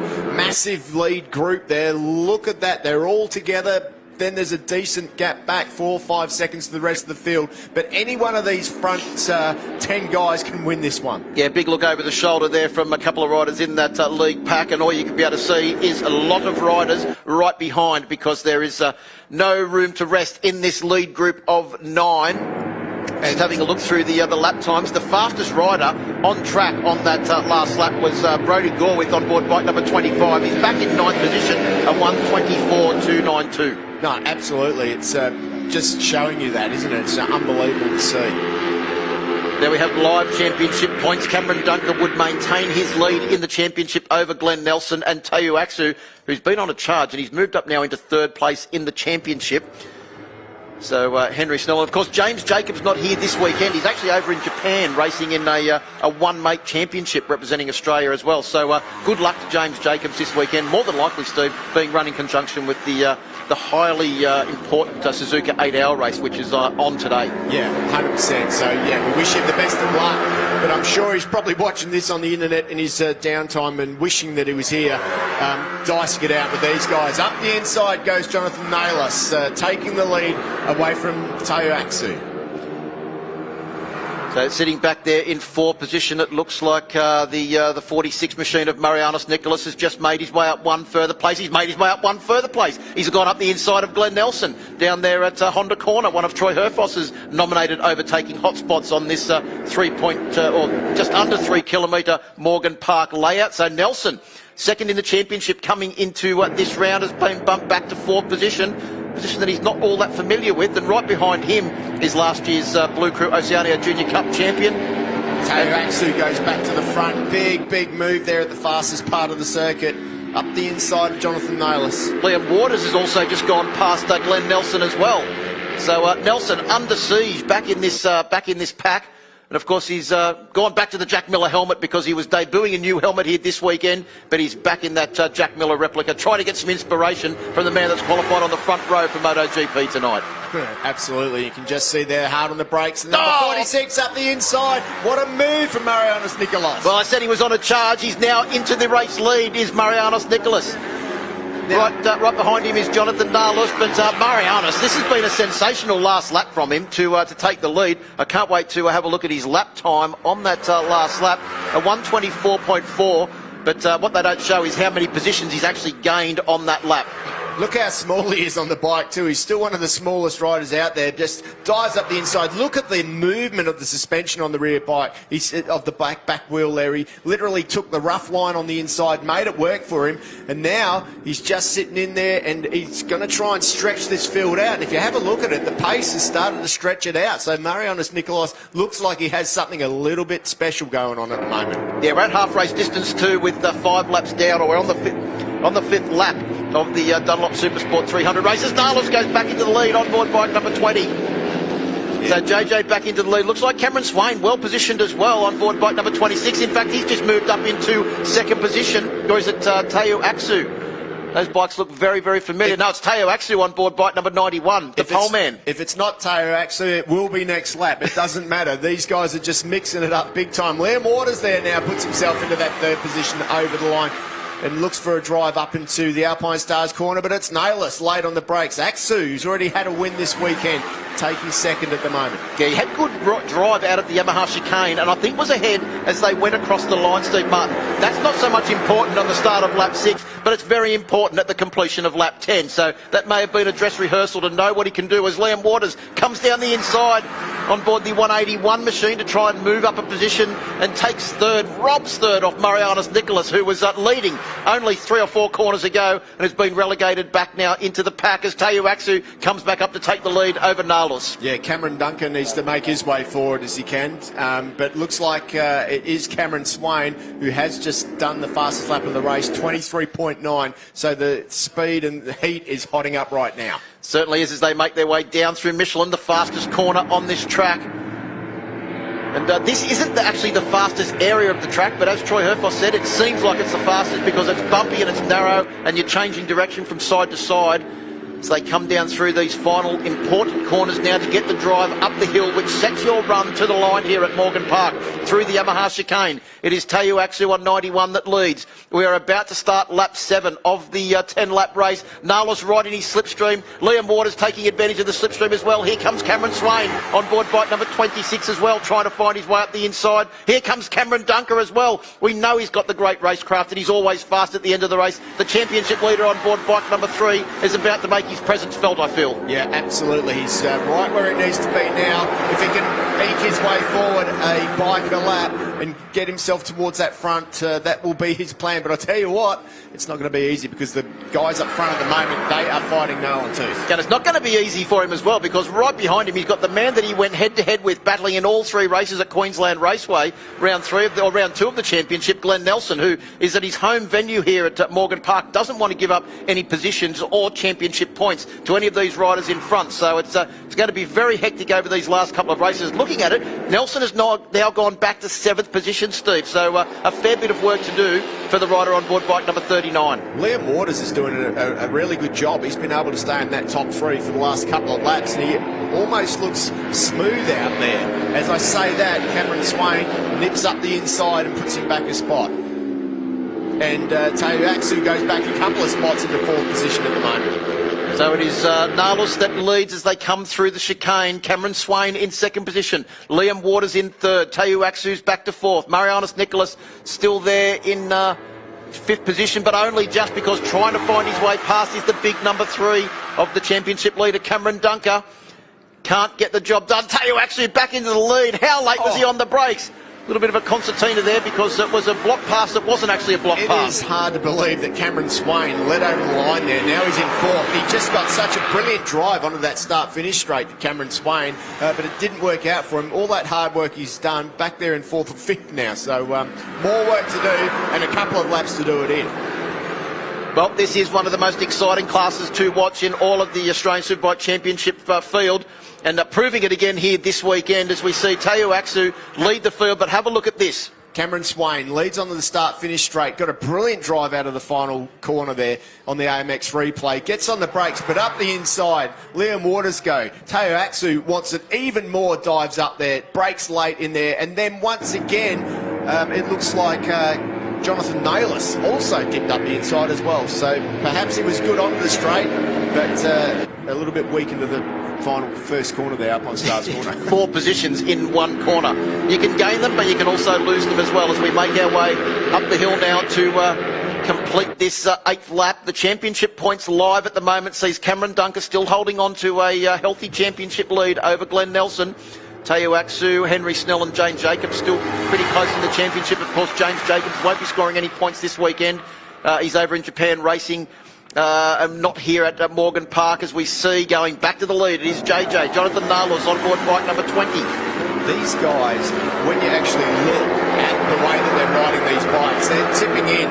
They are riding on the absolute limit. When they tip in, the front wheels are actually sliding. The bikes are just like coping with the bumps just. They really are, this whole front group, riding on the absolute limit of adhesion.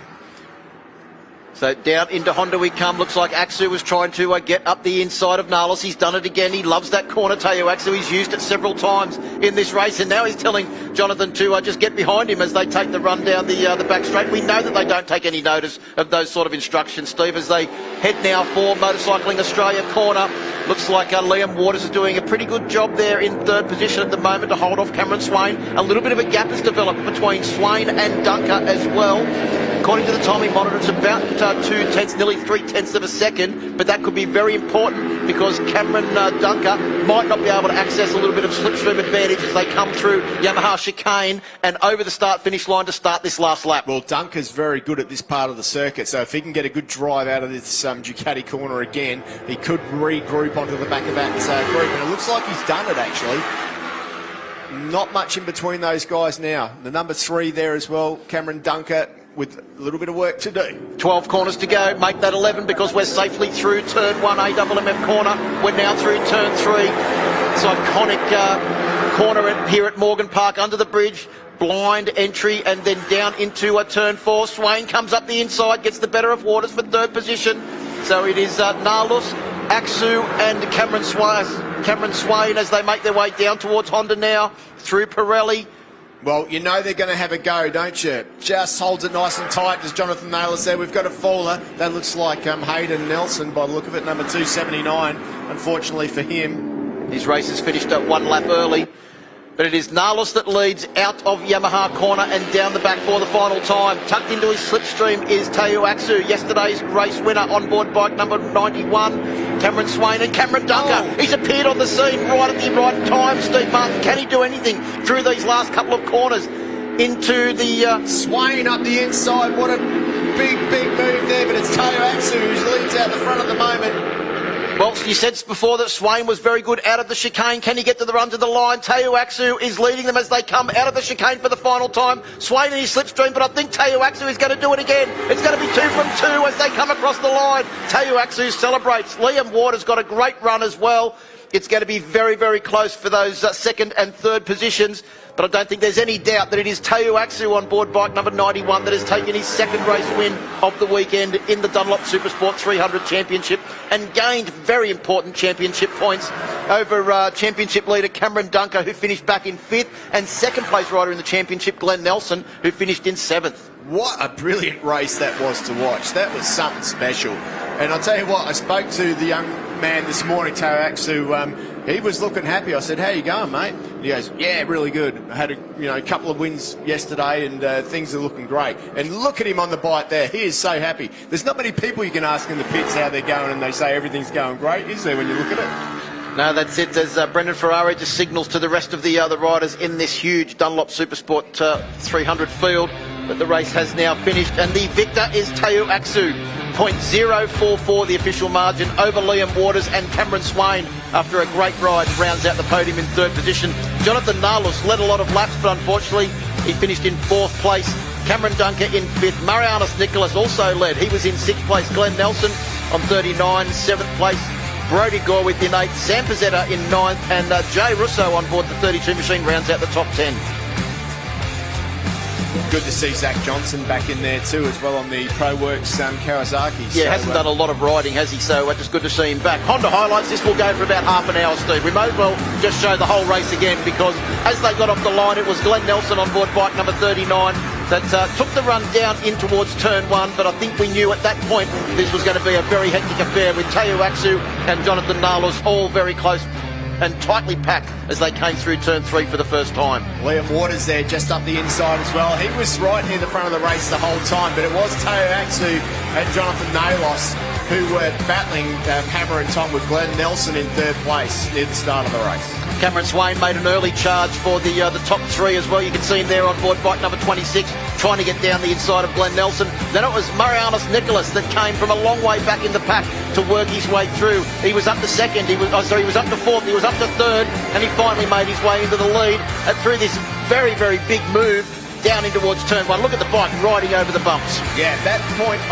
he thought that he was going to run away with it, but that wasn't going to be the case, because first of all, Jonathan Naylor went through, and then Teo Atsu, he said, yeah, I'm going to have a bit of that, and he went past both of them. Liam Waters still there lurking around in that 3rd position. Well, Teo Atsu notified everybody that Honda Corner was one of his favourite overtaking positions as Liam Waters took his turn at the front on board bike number 81 at 181. Didn't last long, and Nalis was back into the lead at Motor Corner turn 4.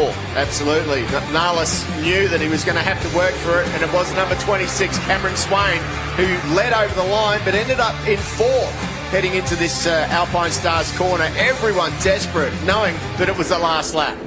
Teo Atsu once again used turn 4 to get back into the lead, getting the better of Jonathan Nalos as they came down towards the bottom of the hill. Cameron Swain going up the inside to take up the running in 2nd position as well.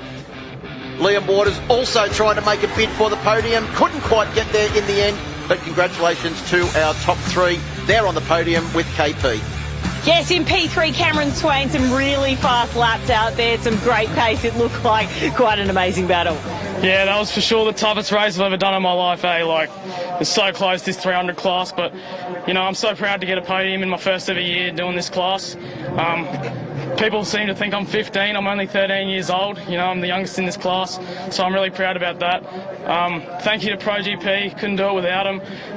All my sponsors, Diesel Power Systems, Impeller Museum and Event Services, all the ProGP sponsors, thank you. Yeah, well done, Cameron. Great story. Thank you. And in P2, Liam Waters. That was an incredible race, so exciting as this class always is. Well done on a P2. Yeah, that was such an intense race. Honestly, for a second I didn't didn't think I had a chance at the podium. I dropped down a fair bit, but the last 4 laps of the race, I tried really hard, worked my way back up to the front with Teo, JJ and Cameron. We fought really well, and luckily managed to come out second. But yeah, big thank you to Triple X Motorcycles, Rated Suspension, Racondi for sorting out my tech air this weekend, and big thank you to Dad for all his help this weekend, and also congrats to Teo, he deserved the win. Yeah, well done, Liam.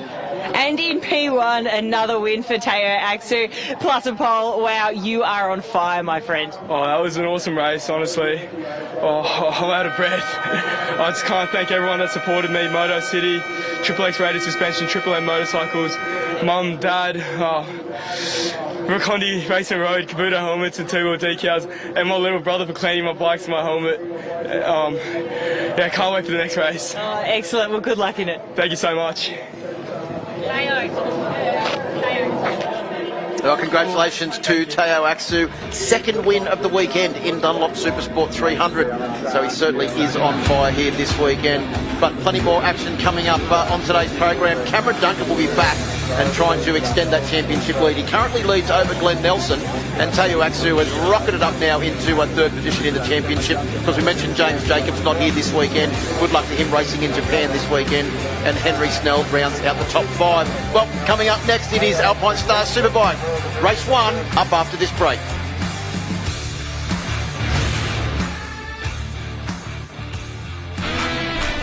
Tinnies, a quintessential part of Australian boating. We love them for their versatility, durability, and most importantly, for producing everlasting memories on the water.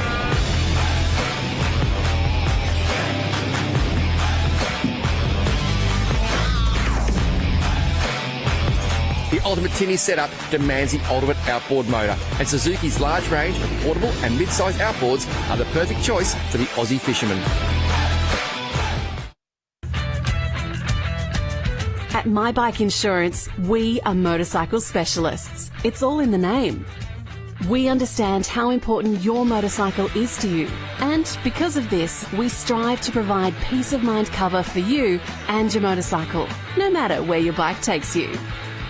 Visit the My Bike website for a quick and easy quote, or call the My Bike Insurance team on 1300 780 446 today. Australia's top motocross racers hit Queensland for back-to-back rounds of the best dirt action in the country with the Penrite Pro MX Championship presented by AMX Superstores. Get along to round 7 at Queensland Motor Park Sunday, August 14. That's followed by the huge weekend finale on the 20th and 21st of August at Coolum. Get your tickets and info at ozpromx.com.au, presented by AMX Superstores.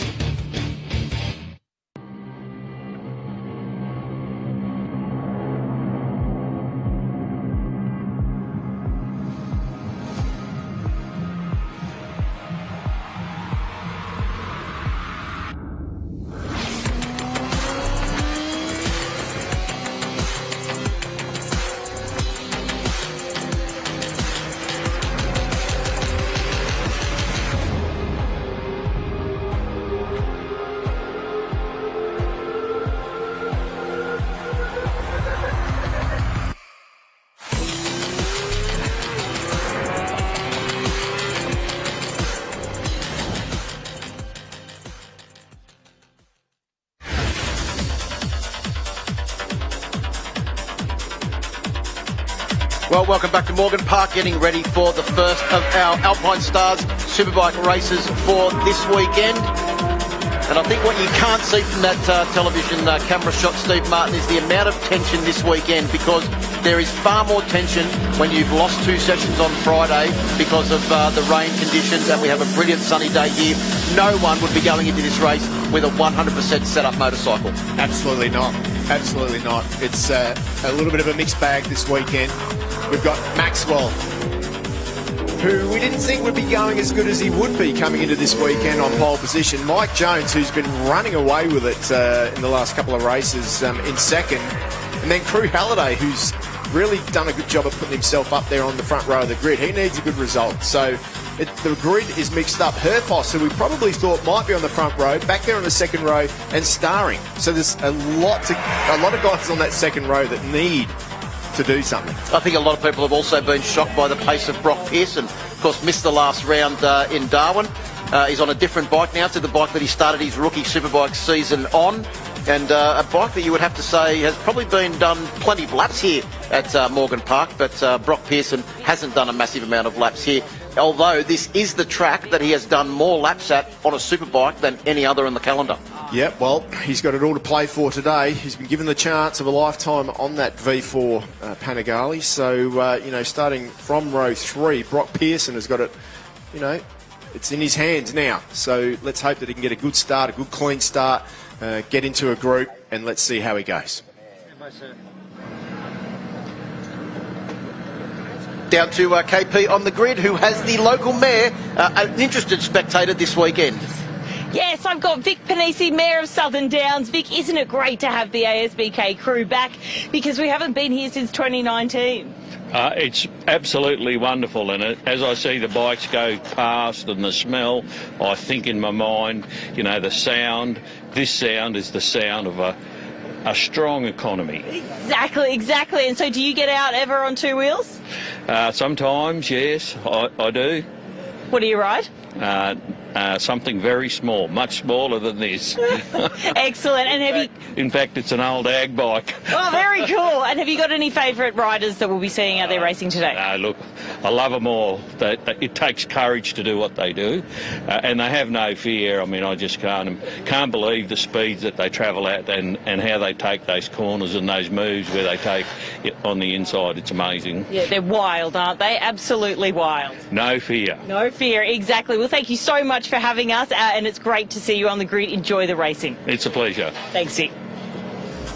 Well, here we are at Morgan Park, 2.96 kilometres long, 12 corners, 7 turns, and I'll tell you what, it is very, very tight, twisty. Turn 1, 86 kilometres an hour, you get through there, really let the bike drift out to the edge of the track. Short shift out of 2, Alpine Stars turn into the iconic left-hander turn 3 here. 145 k's now. Let the bike drift and walk all the way out to the edge of the track. Hard on the brakes into Motul corner. Back through the gearbox. Second gear there. You don't get much rest though, because it's a short left-hander into Pirelli and then into Honda. There's an overtaking opportunity there, so watch out in the races. It's tight, but you can do it. Up through the gearbox into turn 7, and then we get to the trickiest part of this circuit, through the Michelin corner and down into Dunlop. It's like threading the eye of a needle through there on these super bikes. 166 kilometres an hour, but it's not a rest, I can tell you, Phil. You're almost on the edge. The bike is moving around all over the place. Back through the box, and then the run to the start-finish line. The flip-flop through Yamaha Financial Services. It's not over, because you've got to keep the wheel down over the crest and over the finish line. Hopefully getting 245 kilometres an hour and being the first person over the line, getting maximum points. That's the aim of the game at this Morgan Park circuit. Down to KP on the grid. Yeah, I've got Troy Bayliss, former World Superbike champion. It's great to have you back. You've only been back in the country for about 3 days, yeah? Yeah, it's great to be back, Kate. And here at Morgan Park, it's a place that we love. We call it our home track. The guys are both doing well. Brian, we know, is always going to do well, but having Broc here for a bit of a wild card ride, we knew that he's got a lot of experience here, and he's done us proud so far this weekend, and we're expecting good things of him. I know, you must really see something in him, because you're not the type just to put anybody on that bike. No, I've known Broc for many years, right through his dirt track days, and I know how much of a hard effort he puts in, and he's been sitting around with not much happening, and we know what he can do, so it's great to have him on board the Desmond Sport Ducati. And just a quick one, how's Ollie Bayliss going over? It's going good. He's the normal, first year of the World Championship, getting his head around everything, learning the team, learning the tracks, and a few ups and downs, but he's positive and loving life in the paddock there, made some nice friends with some of the guys, and just keep plugging away. Yeah, fantastic. All right, thanks for joining us, Troy. Awesome, thank you. Take care, guys. Okay, I'm just going to grab Brian Starring behind me here, Brian. Now, this is probably not the position that you were hoping for on the grid. What happened in quali? We just didn't quite get a lap time out that we really needed, and I guess, I don't know, it's been a kind of an odd weekend up until this point, but yeah, nothing more than Just a little bit of just not getting the most out of myself. But that's all right. Morning warm-up went fantastically, and I know that we've got a great bike for the race, and I know I'm good for it. It's not how you start, it's how you end. But speaking of starts, you've got a bit of work to do here on the second row. Yeah, that's okay. I think with a good start, a good jump off the line and an aggressive first opening lap, then I think we'll be fine for the rest of the race. Okay, good luck out there. Thank you.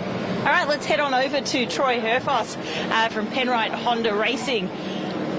Troy, now when I spoke to you yesterday, you were really kind of dealing with all these right-handers here, which were causing you a little bit of pain on the right-hand side of your body. How is the body feeling today? It's just hard work, yeah. But honestly, is it my body? Is it just this track? Probably everyone's going through the same things I'm going through. Definitely having the injury I've got brings some doubt into my mind, but yeah, I felt good in the laps this morning in warm-up, and it's just a tough track in general, isn't it? So yeah, what do you do? Like always, we think we do research as the weekend goes on, but then you get here and you're like, what's that guy got? What's that guy got? Who knows? There's also the tyre factor at this track. It's always hard on tyres, so it's physical. Like we always talk about this kind of stuff, but it's not as sort of straight as normal weekends. So yeah, it's definitely going to be a weekend where you've just got to hang in there, because physically it's hard. So we'll see how we go. You made a few changes with the foot pegs as well, just to remove a bit of that pressure off your arms. Have you noticed a difference? Yeah, we've actually gone back to the old ergonomic setup I had, because we tried to open the hip up a little bit, and it sort of didn't change anything really for me. So I've gone back to what I was comfortable with, and that was for qualifying yesterday. And yeah, the lap times are good. So yeah, it's about adapting my body now. It's not saying I can't do it anymore. It's just different to what it was, that's all. Yeah, totally. And I mean, finally, you are coming with some momentum though, because that podium in Darwin was incredible. What do you think is possible here this weekend? Anything's possible, but it's also possible to go the other way. So yeah, let's just do our best and definitely hang tough for the first 6 or 8 laps and see where everyone is physically and with bike set up. Yeah, okay, good luck out there. All right, and finally, Lachlan Epps, if we can grab him just very quickly, because Lachlan, this is the best qualifying position for your season so far. So well done. What do you put that down to? Look, we've been doing a lot of hard work in the background as a team. It's finally the first weekend we've gone in with the same electronics as the weekend before. So yeah, the team's been working really hard. I feel really good. I like the track. So yeah, just a multitude of factors that come together, and I feel like we can fight for the podium this weekend. Yeah. So do you think you can translate this into a race result? Absolutely. We've been focusing a lot on our long range pace, and we can run this pace for 16 laps. So looking forward to it. All right. Good luck out there. Thank you. All right, boys. Back to you. Thanks very much, KP. Great to hear from those riders down there on the grid. And yeah, Troy Herfoss, 8 races here on a Superbike, Steve. 4 victories. Mike Jones, 4 races, 3 victories. Wayne Maxwell, 8 races. I think he's had 2 or 3 victories as well. So there's plenty of people with form here, including that man, Crew Halliday, who scored his maiden Superbike race win here at Morgan Park. And I know that he wants to get another win as soon as possible, so he will be doing everything he can, Crew Halliday, to try and get a win here today. Really looking forward to it. Also, Mike Jones, the pressure's off. He's got a decent lead in the championship, but, no time to rest. He's going to give it everything he's got as well. So, this is going to be an absolute cracker, and I guess all you've done by reading out those stats to me, Phil, is said anybody can win this. Yeah, I think there are a lot of people that can win this, and it's all going to come down to, as Troy Herfoss said, who's in the best physical condition when it comes to those last few laps, because this is a very hard circuit to ride with the amount of bumps, the speed, etc., etc. There are so many factors that are going to determine who will take race win in this first race for Alpine Stars Superbike. Well, there he is, the man of the moment, Mike Jones, smooth, fast, nothing to lose. You can be guaranteed he's going to go for the win. Maxwell, he has to win. He needs the points. 39 points behind in the championship, running out of races. He's got to win 2 races here today. Last quick word there with Craig McMartin from McMartin Racing, man responsible for building that Boost Mobile Racing with K-Tech Ducati V4R. Sounds like it means business, the bike, that's for sure. When he started up in the pits yesterday, it just sounds angry and snarling. And that lap he did yesterday to put it on pole position, the fastest ever motorcycle lap of Morgan Park. Spoke to a couple of local guys and they're just saying they can't imagine how you can go 10 seconds faster than what they do around here, and that's what Wayne Maxwell did yesterday. There is the grid. Wayne Maxwell will start out of pole position on board bike number 1. Mike Jones in second. Crew Halliday in third. Yamaha Racing Team really taking it to the Boost Mobile team this weekend. Lachlan Epps in fourth, his best ever performance in qualifying. Troy Herfoss in fifth, and Brian Starring rounds out the second row.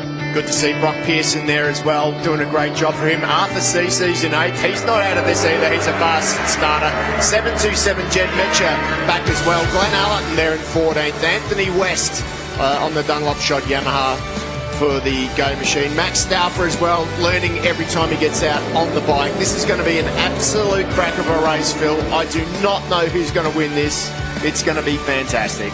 Yeah, it is going to be extremely tight, I think, for the first few laps, with everyone jockeying for position, trying to set themselves up. Good to see Matt Walters back on board the Kawasaki Connection machine as well. Of course, missed the last round in Darwin. Hasn't done a lot of riding lately, so missing those 2 sessions really cost him set-up time on board that Kawasaki ZX-10. Not an easy motorcycle to ride around here. Definitely not.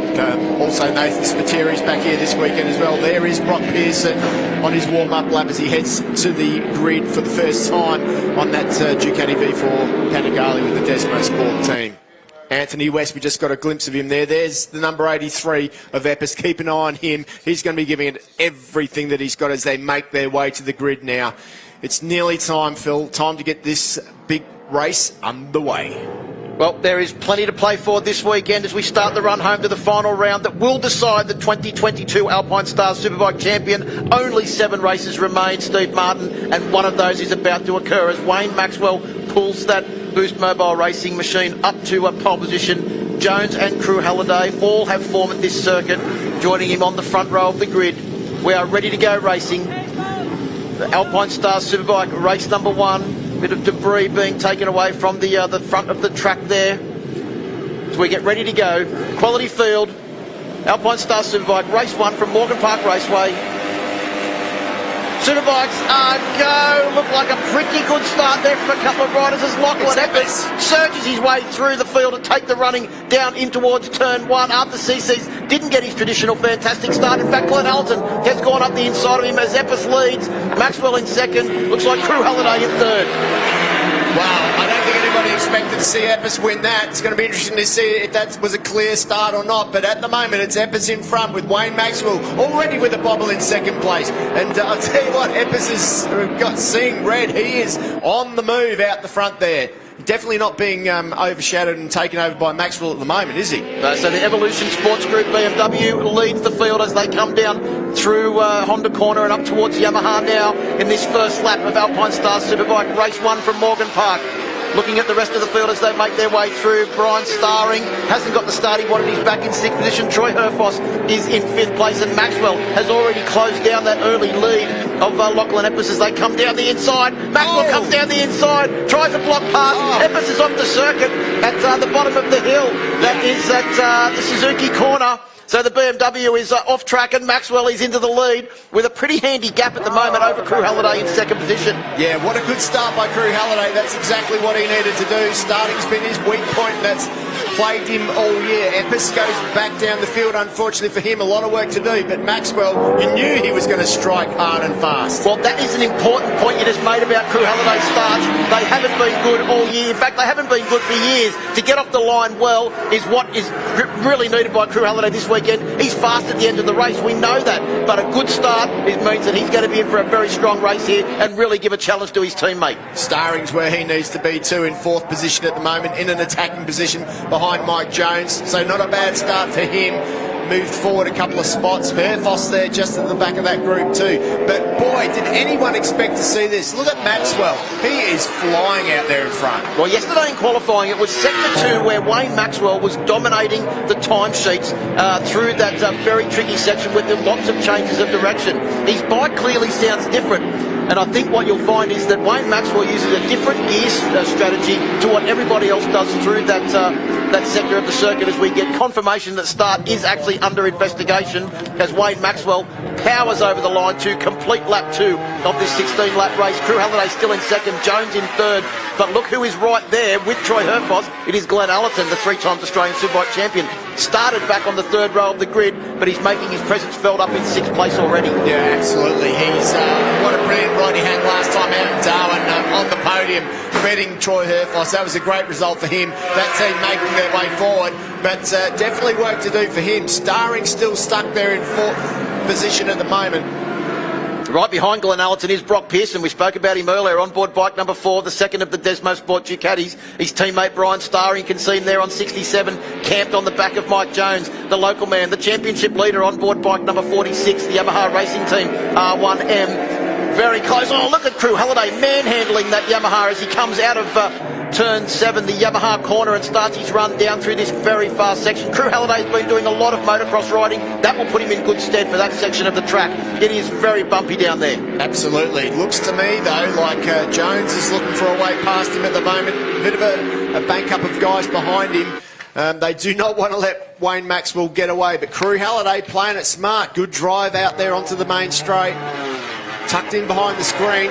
I'll tell you what, Phil, the straights at this track are short, but they're even shorter on a Superbike.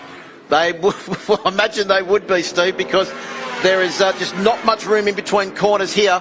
As we watch a replay of Wayne Maxwell's dive bomb at Suzuki corner on the AMX replay, runs up the inside. Epis went to turn into the corner. All of a sudden found that there was a Boost Mobile Racing with K-Tech Ducati V4R with a 3-time champion on board, right in the bit of tarmac that he needed to be on. By the time he got it back on track, he dropped back down to about 11th or 12th position. He's now in 11th position. And his fastest lap of his lap on the last lap was a 1:16, so he's about 2 or 3 seconds off the pace of our race leaders. Yeah, he's definitely got work to do, probably trying to make his way past the back markers, but he will be really disappointed that happened. But Maxwell was always going to strike, leave a small gap, and Wayne Maxwell will go through on that Boost Mobile Racing with K-Tech machine. So pretty handy lead for Maxwell at the moment, out to about 1.8 seconds, but we're in the early stages of this race. We're only at 1/4 race distance as they come round to complete the 4th lap. Halliday has got his teammate Jones in constant company. Right behind him is Brian Starring in good position along with Troy Herfoss. Been confirmed no jump start, so it was just an absolute lightning start from Lachlan Epis that got him that lead down into turn 1 for the first time. Unfortunately, it didn't last too long. Herfoss is looking for a way through now. Look at that, almost up the inside there. Herfoss is definitely on a bit of a run here. Yeah, looking very racy is Troy Herfoss, of course. He has 4 victories, more than anyone else here at this circuit. Last time out, though, that we were here at Morgan Park, Wayne Maxwell took a race victory and Mike Jones took a race victory. Is that anything to take into consideration for the racing here this weekend, Steve? Well, you know, anything can happen. All I know at the moment is it looks to me like Crew Halliday just can't keep the pace up of Wayne Maxwell, who's just dipped into the 12s around this circuit. That is an absolute cracker of a lap time. 12.9 from Wayne Maxwell. He is not mucking around. He wasn't meant to be that quick here. The Ducati wasn't meant to work that good here. But I tell you what, he's doing great. Jones through on Crew Halliday for second place. Jones realises he has to go now if he wants to try and haul back in Wayne Maxwell, who is surging away at the front. A 12.942, the fastest lap of the race, is about 0.3 of a second off Troy Herfoss's lap record of 12.645. Starring almost up the inside too. He got next door to him but couldn't quite pull it off. 13.5 for Jones that time through. But he really does have to put the hammer down. 13.1. He lost another half a second that last lap. Look at that gap. If Jones can close that down, that's incredible. Well, looking at the top speeds, Wayne Maxwell's bike is the fastest on the start-finish straight as well, 239 kilometres an hour, and the championship implication would be that if it stays like this, Wayne Maxwell will take back another 5 points on Mike Jones. As has been pointed out in the press conference yesterday, Jones doesn't have to win, but he's a racer. He always wants to taste a win. Here comes Troy Herfoss. He's up into 3rd place now. He's got the better of Brian Starring. He's got the better of Crew Halliday. And number 17, the Penrite Honda, is on a charge. We knew that this was going to happen here this weekend. Troy Herfoss loves this circuit. Yeah, Halliday had a little bit of a moment there with the rear wheel. He just lost the rear wheel, had to close off, and that was enough to let Herfoss go through. You see the way the Penrite Honda was just bouncing from one whoop to the next as he made his way down through Michelin corner, and on the transition from Michelin to Dunlop as well. As he comes through the chicane now, he rides the back brake incredibly hard to try and keep the front wheel on the ground. Doesn't use much electronic intervention on board that CBR 1000 RRR as he comes down now into AMMF corner to start the 7th lap of this race. Look, watch this. You can just see Crew Halliday there. Had that moment in the background, and that was enough to lose momentum. Troy Herfoss says thank you very much, finds the way through there, does a beautiful pass around the outside, and now Crew Halliday is back in 4th place. Well, Troy Herfoss was telling us that Honda Corner is one of his favourite places to launch and overtake, but I don't think he's done one like that quite often. No, absolutely not. Broc Pearson now 5.1 seconds off the leader, but he's doing some pretty decent lap times. 13.4 last time round. That was his fastest lap of the race. So Broc Pearson is doing some decent lap times. Jones last time through to the 13.0, which was quicker than the race leader, Wayne Maxwell. Yeah, 0.9 of a second off his teammate is Broc Pearson. We can see them there on bikes 67 and 4. Glenn Allerton coming under a bit of scrutiny now from the CCs on board the Unitech Racing Yamaha R1 bike number 61, and also Jet Metcher on board the 727 Moto Machine bike number 3 as they come up towards the Yamaha chicane. The BMW M1000, like Matt Walter's Kawasaki ZX10, certainly would be a handful round here because it's famed for its top-end power, not so much its bottom-end drivability off the corners. As Arthur CCs moves up one position and takes that position off Glenn Allerton for 8th. Plenty more action coming up here at Alpine Star Superbike Race 1 from Morgan Park, back after this short break.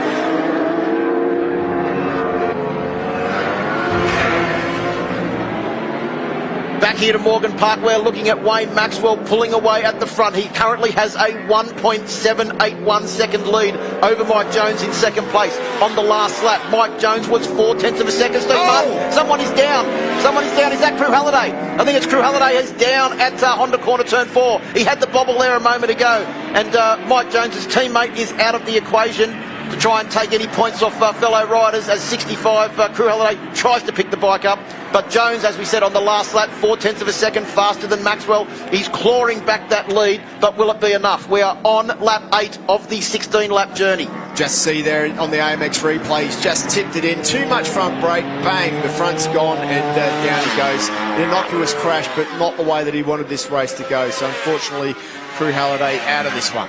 Well, Crew Halliday has started off the weekend in pretty good form. He qualified on the front row of the grid. He got a fantastic start, but unfortunately Honda Corner has caught the Yamaha rider out. As we look now at the 3-time Australian Superbike champion Glenn Allerton fighting his way back in the field in 7th place at the moment. But there is our race leader, Wayne Maxwell, on the Boost Mobile Racing with the K-Tech Ducati V4R holding a 1.5 second lead. So Jones is clawing that lead back on the last lap. He was 0.2 of a second faster than our race leader. Jones, well, in Darwin, we commented on the fact that he was almost robotic-like, wasn't he?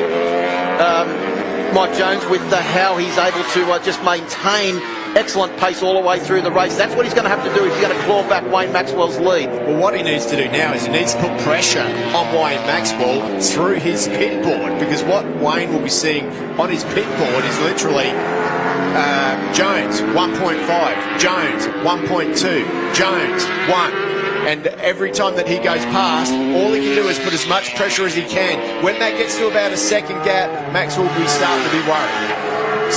Still a long way to go on this one. There certainly is 6 laps to go as we start lap 10. Have a look at the lap times on the last lap. They were pretty much identical, Steve. Both 1 minute 13.3s. Pearson's gone through. Pearson has gone through on Brian Starring. Pearson, my goodness, what a ride. Well, Troy Bayliss said earlier on today that he knows how good Broc Pearson is, the reigning Australian Supersport champion, and he's proving it now, getting the better of his teammate Brian Starring, and doing a great job on his debut with Desmo Sport Ducati. Not the first time we've seen Desmo Sport Ducati give a rider a wild card or a lifeline here at Morgan Park and see them do great things. Remember, Corey Turner did it quite a few years ago. And got on the podium, didn't he, Corey Turner? So maybe it's just that thing that happens here. You get on the Ducati here as a wild card and you get yourself on the podium. Well, it's going to be tough for Pearson to do that at the moment, but I'll tell you what, he's having a cracker of a race. I'm not sure Brian Starn would agree with him, though. Well, he's going to have to try and close up on Troy Herfoss, who's currently holding down third position on board the Penrite Honda. And Herfoss is 4.8 seconds behind Wayne Maxwell. So I don't think he can challenge Maxwell or Jones for the top two places on the podium. But what he has to do is fend off the 2021 Supersport champion, Broc Pearson, on board bike number 4. Having a real charge as we get the news that rider on bike number 13, Ant West, has entered the pits. So unfortunately an early end for Ant West on the MotoGo Yamaha YZF R1. Gee, Pearson's looking pretty smooth. When you consider that he missed the Darwin round, he is looking really good on that bike. He hasn't had as much, nowhere near the bike time that a lot of these guys have had, or the race miles. He's not used to racing a superbike. Boy, he was good on the 600, but he is riding that Ducati well. Current gap is down to 1.3 seconds between Maxwell and Jones on the last lap. It was about 0.2 of a second faster for Mike Jones over our race leader, Wayne Maxwell, who still set the fastest lap of the race, Wayne Maxwell. Let's go down to Kate in the pits with some news. Yeah, I've got Ben Henry here, team owner of Desmond Squashing Caddy. How is Broc doing out there? Do you think he can get on the podium? Yeah, I definitely think he can. He's been pretty consistent, and I reckon in the last couple of laps, I reckon he's going to do the job. I'm not too sure, but I think maybe Herfoss is still struggling a little bit from his injury, so we'll see how he hangs in towards the end. But I'm going to say it's going to be Jonesy, Maxwell, Broc. Done. That's my Thanks. tip. Well, thanks, KP. Great to hear from Ben Henry here, who has a pretty good record of predicting race results. He predicted that Ollie Bayliss would win a race in Darwin a couple of years ago, and he did. As we look at Jones now, just hunting down Wayne Maxwell on the last lap, Steve. 0.3 of a second. The gap is now down to 1.1 for Mike Jones. Has to try and pull in the distance back to Wayne Maxwell. Of course, for more information on this series, all the W's, asbk.com.au, to keep up to date with anything that's happening in this championship that's really alive at the moment, with Wayne Maxwell leading over championship leader Mike Jones. Still looks like a decent gap though at over 200 kilometres an hour, 1.1 seconds. It's a lot of track that Mike Jones has got to eat up. He's just eking away at that gap, but once again, as I said before, Wayne Maxwell will be reading that lap board and seeing that time come down, trying to mentally calculate if Jones can catch him with 4 laps to go. Well, the other thing is, it's all one thing to catch up onto the back of Wayne Maxwell. It's another thing to try and find his way past, because we know that Wayne Maxwell, an extremely experienced Superbike campaigner.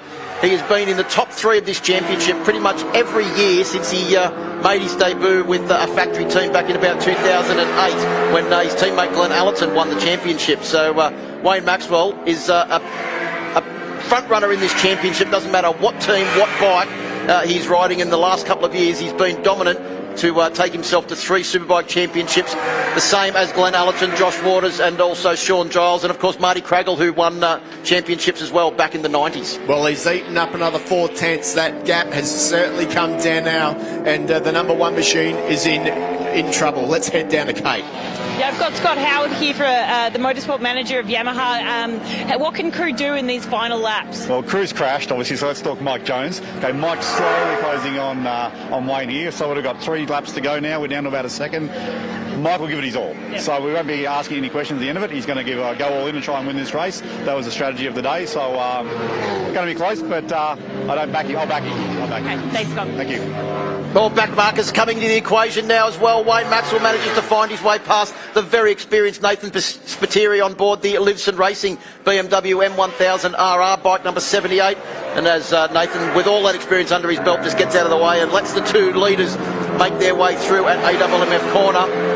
The current gap, Steve, is down to 0.6 of a second between Wayne Maxwell, our race leader, and Mike Jones, second place rider and championship leader. Remember, coming into this race, the gap was 39 points. The difference between first and second is in points for this race is 5 points, as Wayne Maxwell goes past another one of the local riders, Benjamin Lowe, on board his Ducati, and makes his way up towards Yamaha corner. But plenty of back markers now coming into the equation here at Morgan Park, which is going to make it even more difficult. They'll come round to complete this lap, and there will be 2 more laps to go, so just over 6 kilometres of racing left for Wayne Maxwell and Mike Jones. Yeah, it's definitely not making it easy for these 2 guys, all this traffic, and Mike Jones looks like he's lost out a little bit there, but 0.4 the gap now. That gap definitely coming down, but it's going to be tight. Well, more back markers about to get gobbled up by our race leaders as they come out of the Yamaha chicane and across the line to complete 14 laps. That's Sloane Frost having a ride this weekend on board the Maxima Racing Oils Film BMW. Good to see Sloane Frost back on a bike here in Australia. Of course, his son Nixon racing in the Blue Crew Oceania Junior Cup, and Jones is there. Jones is right onto the back of Maxwell now. This is going to be a dogfight for the last 2 laps. Who wants this race more? Who's prepared to put more on the line? Jones doesn't have to put it on the line. He simply doesn't. If he finishes behind Wayne Maxwell, gives away 5 points, it's not going to be a massive implication for his championship as Crew Halliday gets out of the way. Of course, still circulating around on board bike number 65 after that earlier crash. Jones is very, very smooth. That means he's probably got a little bit more grip than Maxwell left as well. We know that he's good flowing into the corners. He looks after his tyres. It's all going to come down to the final lap. Is he going to be brave enough to have a risk? Well, through the bumpy section, the Boost Mobile racing with K-Tech V4R bouncing around all over the place, but Maxwell just simply manhandling it through there, maintaining pace. They will come round and get the last lap board in only a couple of corners' time.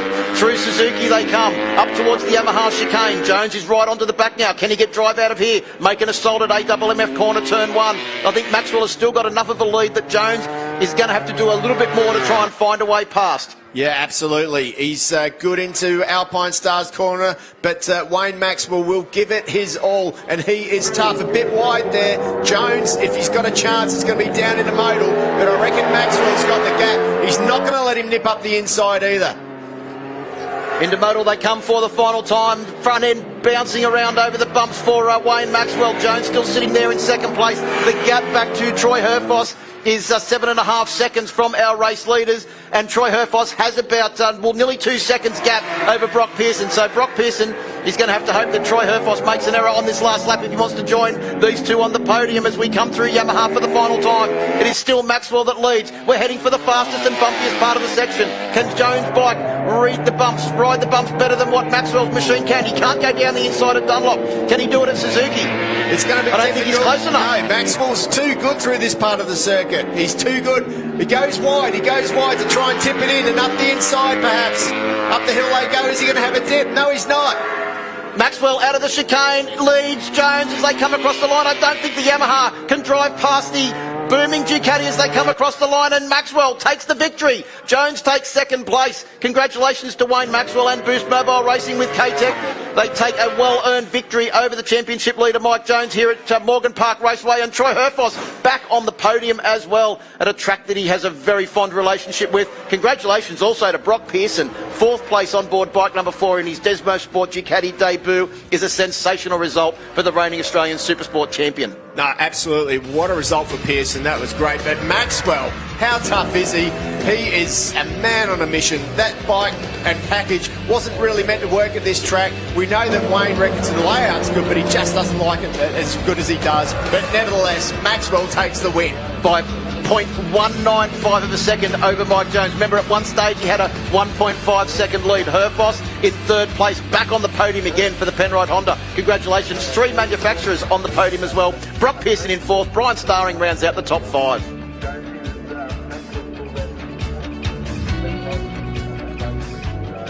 Well, congratulations to Wayne Maxwell. What a victory for the Boost Mobile Racing with K-Tech team. What an important victory, both points-wise and also psychologically. Psychologically, for sure, because I think that everybody thought that Mike Jones, including Mike Jones, thought he was going to run away with this race. But that wasn't to be, because that wily old fox there, Wayne Maxwell, is still the boss at the moment around this circuit. We've got another race this afternoon to see what he can do, but I'll tell you what, Maxwell, he needed that. He needed that. And I think by his body language, he is spent. He has put everything into that race. Now he's got to go and recoup and recover and come back out and do it all again later on this afternoon. As you can see, the wind has picked up here as well, Steve. That's going to be playing a little bit, making it even harder to ride as well, because not only have you got to deal with the bumps, but you've also got to deal with the wind down through that fast back section as well. But yeah, congratulations to Wayne Maxwell, Mike Jones and Troy Herfoss. Your top 3 there, making their way into Parc Fermé now. Yeah, absolutely. Mike Jones will be ruining that start. He probably would have been able to give Wayne Maxwell a little bit more of a run for his money. But Maxwell played it perfectly. He made the most of the clear track in the first couple of laps. He dove up the inside of herfoss, gave it everything that he could, which gave him that opportunity to pull out that 1.5 seconds. He played that race perfectly for the package he had. Greg Marr from Racers Edge there, a part of the McMartin Racing team, just congratulating Wayne. Family all there to congratulate him as well. You can see his young boys there and wife Brooke ready to congratulate him on the win. Good to see the camaraderie. Even yesterday when they came back into Parc Fermé with the top three, they were all congratulating each other. Of course, all the teams know each other. Here is the championship situation. Mike Jones on 222, Wayne Maxwell on 188 points, Brian Starring still holding down third position on 171, Troy Herfoss 154 in fourth place, Glenn Allerton fifth on 146, Crew Halliday sixth on 146, tied with Glenn Allerton. After CC's Josh Waters, Daniel Falzon and Ant West round out the championship top 10. Honda highlights, there were plenty of them. As we got off the line, it was Lachlan Epps from the second row of the grid that got a lightning start. Was deemed to be okay by race control, and he led them through AWMF corner for the first time. Yeah, it was good to see Allerton there, dove up the inside of Arthur Ceces as well. But then this happened, up the inside, Wayne Maxwell knew he had to get out front no matter what. He did. Epps ran off the track, effectively ending his race. Crew Halliday in second place. Mike Jones found it hard to get past him, which gave our winner, Wayne Maxwell, a 1.5 lead. But eventually, when Mike did get past, he started to hunt him down. Yeah, there was a few other riders in contention there as well as Jones went past, because right behind was Brian Starring and also Troy Herfoss. And then, unfortunately for Crew, we had a bit of a bobble there at Honda corner turn 4, and it was the Honda Fireblade of Troy Herfoss, the Penrite Honda, that found his way past on the exit of Yamaha corner. Great battle here between Glenn Allerton, Arthur CC's, and also Jed Metcher on that 727 moto machine. Yeah, real good to see that bike back in the field and doing good. There's the gap. It was decent. It was 1.5 seconds. Crew Halliday, though, went down, got the bike back up and kept going for some vital points. Good to see that for him. Broc Pearson went past number 67, Brian Starring. Good result for the youngster. Yeah, at that stage he was on a charge and looking to try and claw back third position from Troy Herfoss, but it wasn't to be, because these two just started to pull away at the front, and Herfoss managed to hold down third position on the run to the flag. But it was Wayne Maxwell that eventually took the win over Mike Jones as they came across the line. The winning margin, 0.195 of a second, and our top three are making their way down in towards Parc Fermé now, there with KP. Troy Herfoss in P3 back on the podium. You fought through from the second row there. Wow, how's the body? What a ride, well done. Yeah, it's very, very sore. That was a weird race for me. So when you start a race, you always rush into the guy in front of you, trying to pass him. Like, I knew I was so far off being able to ride at my best of my ability the whole race, so I just literally didn't even consider the guys in front of me, what they were doing. If they made a mistake, I just sat in behind them, and I waited till sort of lap 6 or 7, and then a few mistakes started coming up, and I got through, and I literally, the whole race was sort of like I was the only guy on the track, really. I didn't sort of get caught up trying to catch Mike when I first got to third. I just done my thing, and yeah, super hard race. Holy hell. I just can't explain like how hard that is. Like, literally through turn 8 at the end, I was hoping my hand could hang onto the bar. Like, yeah, anyway, the shoulder's just a bit sore, and then left to right, when I go into the right-hand corners, it just hurts a little bit, but it's, like I always say, it's getting better, and I'm still here. I'm racing a motorbike, so I'm pretty happy. You might need to go and have a rest between the next race. Yeah, thank you. Well done, Troy Herfoss. And in P2, Mike Jones from YRT Racing. You just couldn't catch Wayne Maxwell. The championship is still alive. Yeah, unfortunately just didn't quite get the start that I'd like to have gotten there, and got behind Crew, and just those first couple of laps let Wayne get away, and although I had the pace to run with him or even be a bit quicker, I just wasn't able to quite get there right at the end. So we'll have to work on that for the next race, and I think that I can be confident knowing that we've got the pace for the race, that's for sure. Congratulations, Mike Jones. Insurance. Good luck in the next race. Thank you very much. Cheers. And in P1, Wayne Maxwell. Wayne, such a critical race for you, such critical points. Well done. Yeah, amazing. The guys at Boost Mobile with KTAC gave me a fantastic bike today.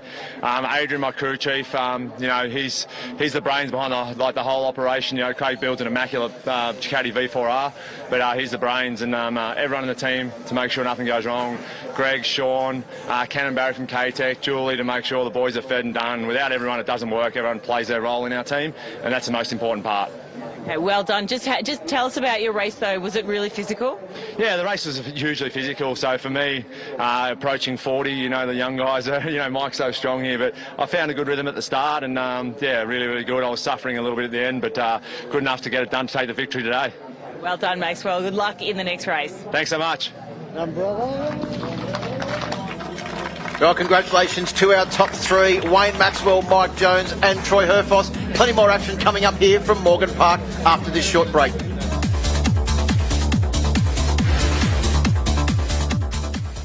AMMF can help power your passion. We offer flexible, tailored finance solutions to motorcycle and marine customers Australia-wide. Our motorcycle and marine specialists can help you finance your motorcycle, scooter, personal watercraft or boat package with quick and easy approvals, fixed rate terms, flexible finance options and competitive rates. Call AMMF on 1300 263 123 or visit the website today. To adapt to the tires, to be honest, it didn't take a crazy amount of time, For sure, with the Superbike, the tires are softer, but in general, we were able to adapt and find a great feeling. And to be honest, the difference, or the feeling difference, is not so much between this and the tires we would run on a cold weekend. To be honest, it was a little harder the first laps, but I didn't know the circuit. But immediately, as soon as I was ready to push, the tires were there and ready to go immediately. Yeah, the performance has been really good overall for the amount of laps we can make and the consistent performance of the tires. I've been really surprised with this, to be able to do 40 something laps with the tires and have no issues. Still doing some of my best times at the end. So the durability is amazing.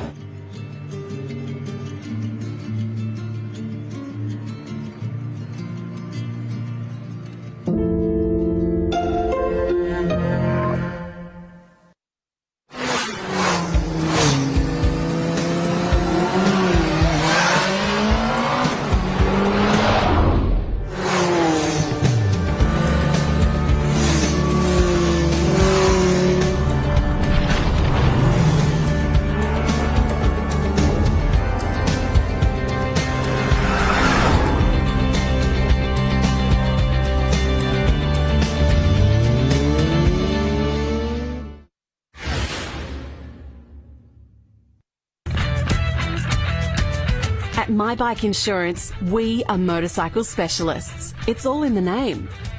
We understand how important your motorcycle is to you, and because of this, we strive to provide peace of mind cover for you and your motorcycle, no matter where your bike takes you. Visit the My Bike website for a quick and easy quote, or call the My Bike Insurance team on 1300 780 446 today. For us, the journey is not about the destination. The journey starts long before we hit the road. The gear we wear, the way it feels, and the safety it brings. Some say the journey never ends, but it has to start. Start your journey with AMX Superstores. Why? Because we ride too.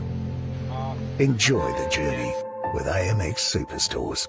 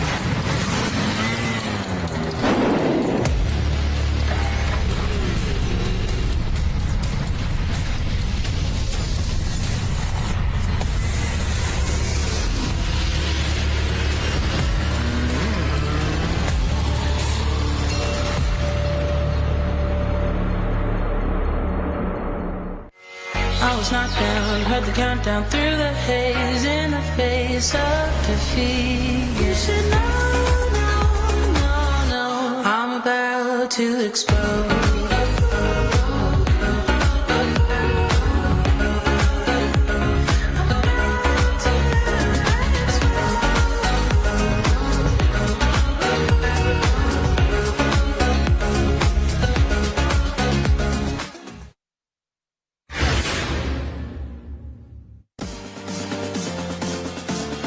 Broc Pearson, the 2021 Michelin Supersport champion, has made his debut in the Alpine Stars Superbike class. It's already been a pretty wild ride to start the year, but things are looking up in the shape of a Bologna bullet.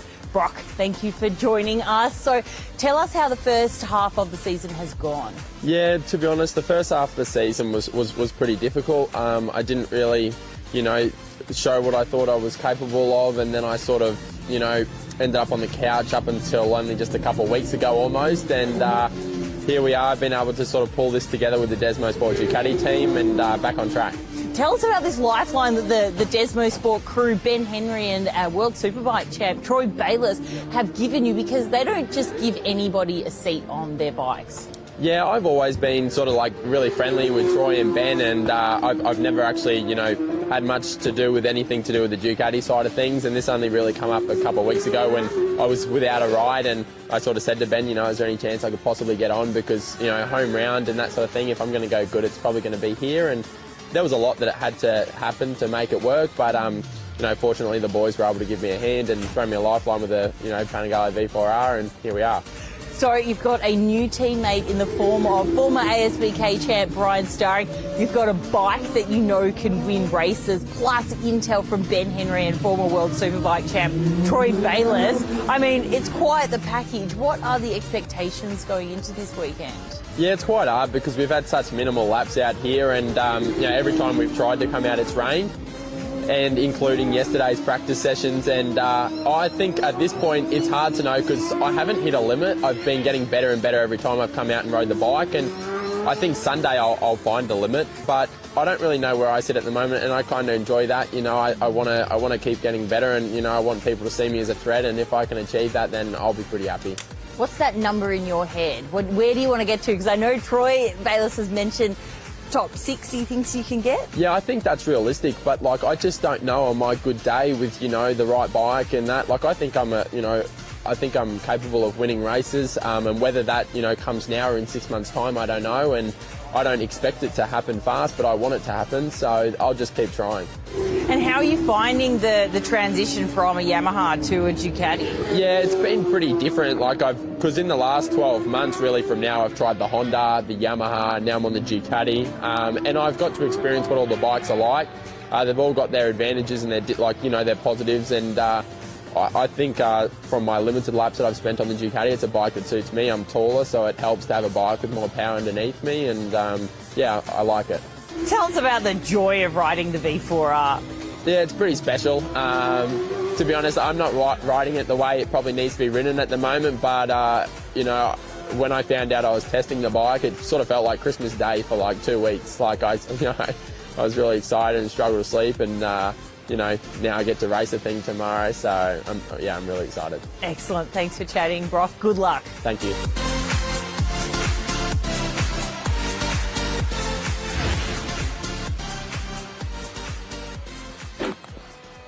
We're getting ready for the Yamaha Finance R3 Cup race to get underway, and all those young fellas would one day like to be Broc Pearson and getting the opportunity to ride a Desmo Sport Ducati in the Alpine Stars Superbike class.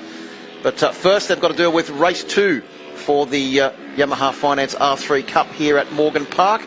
And yesterday we saw an incredibly exciting race, 0.005 of a second between our race winner, Teo Aksu, and second place, Liam Waters. We've already seen that this morning, haven't we, Steve? Teo Aksu taking a win and Liam Waters taking second in the Supersport 300 class. Can they do it again in R3 Cup? Well, nothing's guaranteed here, Phil, because it could have been any one of 5 or 6 or 7 or 8 or 9 or 10 guys that won. But really looking forward to getting this underway. And also Cameron Dunker, championship leader, is also starting from pole position. R3 Cup is go as they make their way off on the siding lap. Yeah, so really looking forward to getting this one underway. Teo Aksu, of course, last time out. Hayden Nelson on the 279 machine there. We saw him have a crash earlier on today. Liam Waters has been lurking near the front of these classes as well. Jonathan Nayless is one of the few guys. I think it was you that said to me earlier on today he's riding a Kawasaki in one race and a Yamaha in the other. That's right, he's riding the Kawasaki Ninja 400 in Supersport 300 and the R3 in the R3 Cup. Unfortunately, the R3 has been crashed twice this weekend, so great job has been done by Al Samuels to get that bike back on track, and he will start this race. But Cameron Duncan will start from pole position with Liam Waters and Glenn Nelson rounding out the front row of the grid. Cameron Swain, who had a great race this morning in Supersport 300. Teo Aksu, who took the win in that race, and Hayden Nelson will start from row 2. Row 3 is Marianis Nicholas, Jonathan Nayless, who is as fast as can be. Brady Gorworth in 9th position. Jay Russo, a name we've heard in the past, starts row 4. Jack Favell 11th, and Henry Snell in 12th position. Yeah, another rapid South Australian in Sam Pizzetta on board 51 will start out of row 5 along with Marcus Hamod and Cooper Roundtree, and Jamie Port, Nate O'Neill and Casey Middleton will round out row 6 of this very healthy Yamaha R3 Cup field as they make their way through the Yamaha chicane for the final time on this warm-up lap, getting ready to go racing with 8 laps the distance for our Yamaha Finance R3 Cup competitors. Cameron Swain on board, Cameron Dunker, the championship leader, coming down to take up his position on the grid. Getting ready to go racing for the second time this weekend for our R3 Cup competitors. You can see JJ there on board bike number 20. He was very strong in the race this morning. Can he transition that to speed on the R3 here this weekend? But ready to go racing. Yamaha Finance R3 Cup, race 2. R3 Cup is go. Looked like a pretty good start for everyone there from the front row of the grid. Dunker, Glenn Nelson and Liam Waters as they make their way down towards turn 1 for the first time. And it is Waters that takes up the running at the front.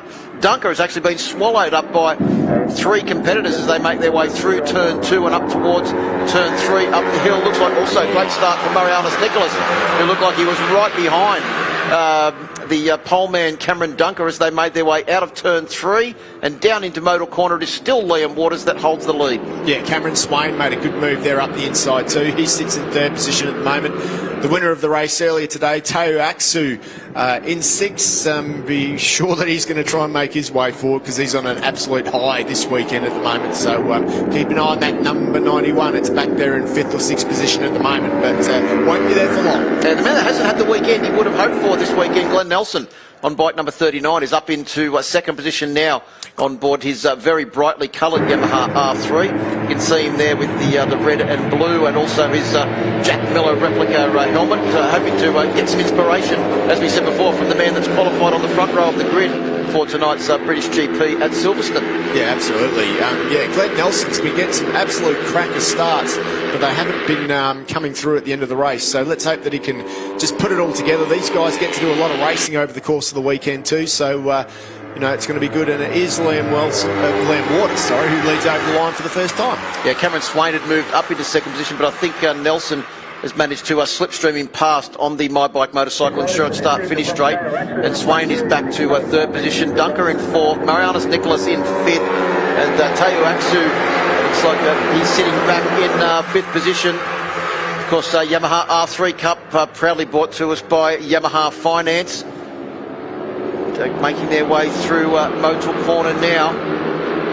Of course, this is round 5 of the My Bike Motorcycle Insurance Australian Superbike Championships presented by Motul, Steve, but only round 4 for these guys because they weren't at Darwin's Hidden Valley.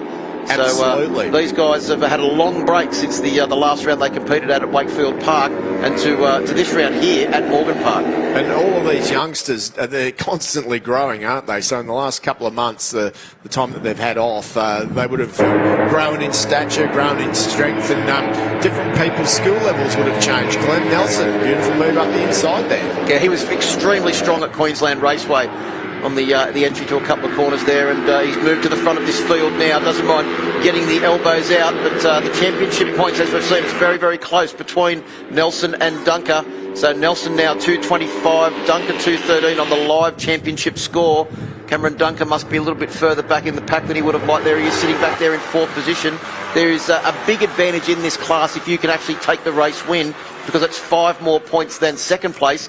And 3rd is only 2 less than 2nd, and then it goes back by 1 point after that. So yeah, there is a big advantage if you can take a race win in this class this weekend. Yeah, not so easy to take a race win though, because it's absolutely hectic out there. That's the understatement of the year. Yeah, it's easy just to put a wheel on the wrong side of the tarmac there and end your race prematurely. So you've just got to ride over the limit basically the whole race and hold it all together. And there is the number 91 making his way forward, Teo Aksu, who seems to be wanting to have the perfect weekend. Yeah, Teo Aksu doing a good job, but also Cameron Swain. This is the first time we've really seen him racing at the front on board the R3. Of course, made his debut earlier on this year in this class, stepping up from the Blue Crew Oceania Junior Cup.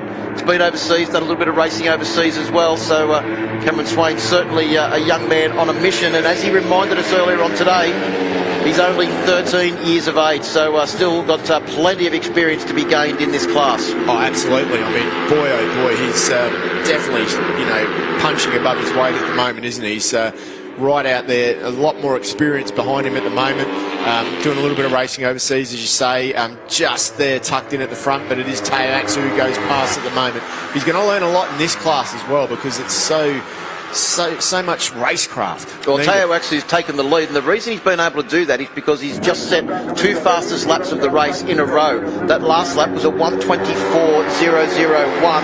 To give you an idea, that is about 0.6 of a second off the existing lap record that is held by Zach Levy, and it's been since 2018. Zach Levy, a man with plenty of experience racing in 300 class motorcycle classes, both R3 Cup and Supersport 300. Yeah, absolutely. Zach's retired now by the look of it. We haven't seen him for a decent while. Maybe he'll come back for a wild card. He's still a youngster at heart, so it'd be good to see him back, and I'm sure he'd love to be mixing it up out there. Liam Waters holding down 3rd place now, just ahead of Glenn Nelson, our early race leader on board bike number 39. Dunker right behind Nelson as well in 5th position. Then it's Hayden Nelson, no relation to Glenn, in 6th position on board the 279 machine. That's Cameron Swain. No. Swain has gone down from a very healthy position in this race. Good news is he's up and walking away, but unfortunately that's the end of the race for the Pro GP team and their R3 Cup rider. That was at a fast part of the circuit too, so that's not good for Cameron Swain, but glad to see that he's okay. Meanwhile, it's Teo Aksu with a little bit of a couple of bike lengths over Liam Waters at the moment. Look at this battle between our top 2 in the championship, currently in 3rd and 4th position. Nelson on 39 and Cameron Dunker on 3. Cameron Dunker's been doing a lot of physical training with Max Stouffer up there in the Hunter Valley as well, preparing himself for this second half of the season. We make our way through turn 3 and down towards turn 4. There's confirmation on your screen that Cameron Swain has crashed at turn 8, a very fast part of the circuit. And at the same time, Teo Aksu, the man that's on a mission this weekend, and just goes to show you what confidence can do. He got so much confidence from his first podium in the class at Queensland Raceway earlier on this year, and he's just been on a roll. He's been constantly knocking on the door of podiums and race wins ever since his first ever pole position here this weekend as well.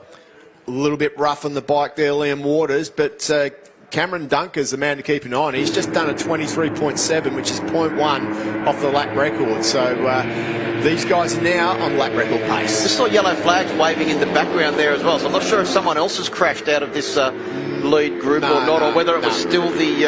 That would be from Swain. Well, and also, apparently the incident at turn 8 is under investigation, so Cameron Swain may have been given a little bit of a helping hand off the circuit. Well, right there at that part of the circuit, those bikes are flat out. They're side by side. A little bit of a wobble. It would only take a collection of a handlebar or something along those lines,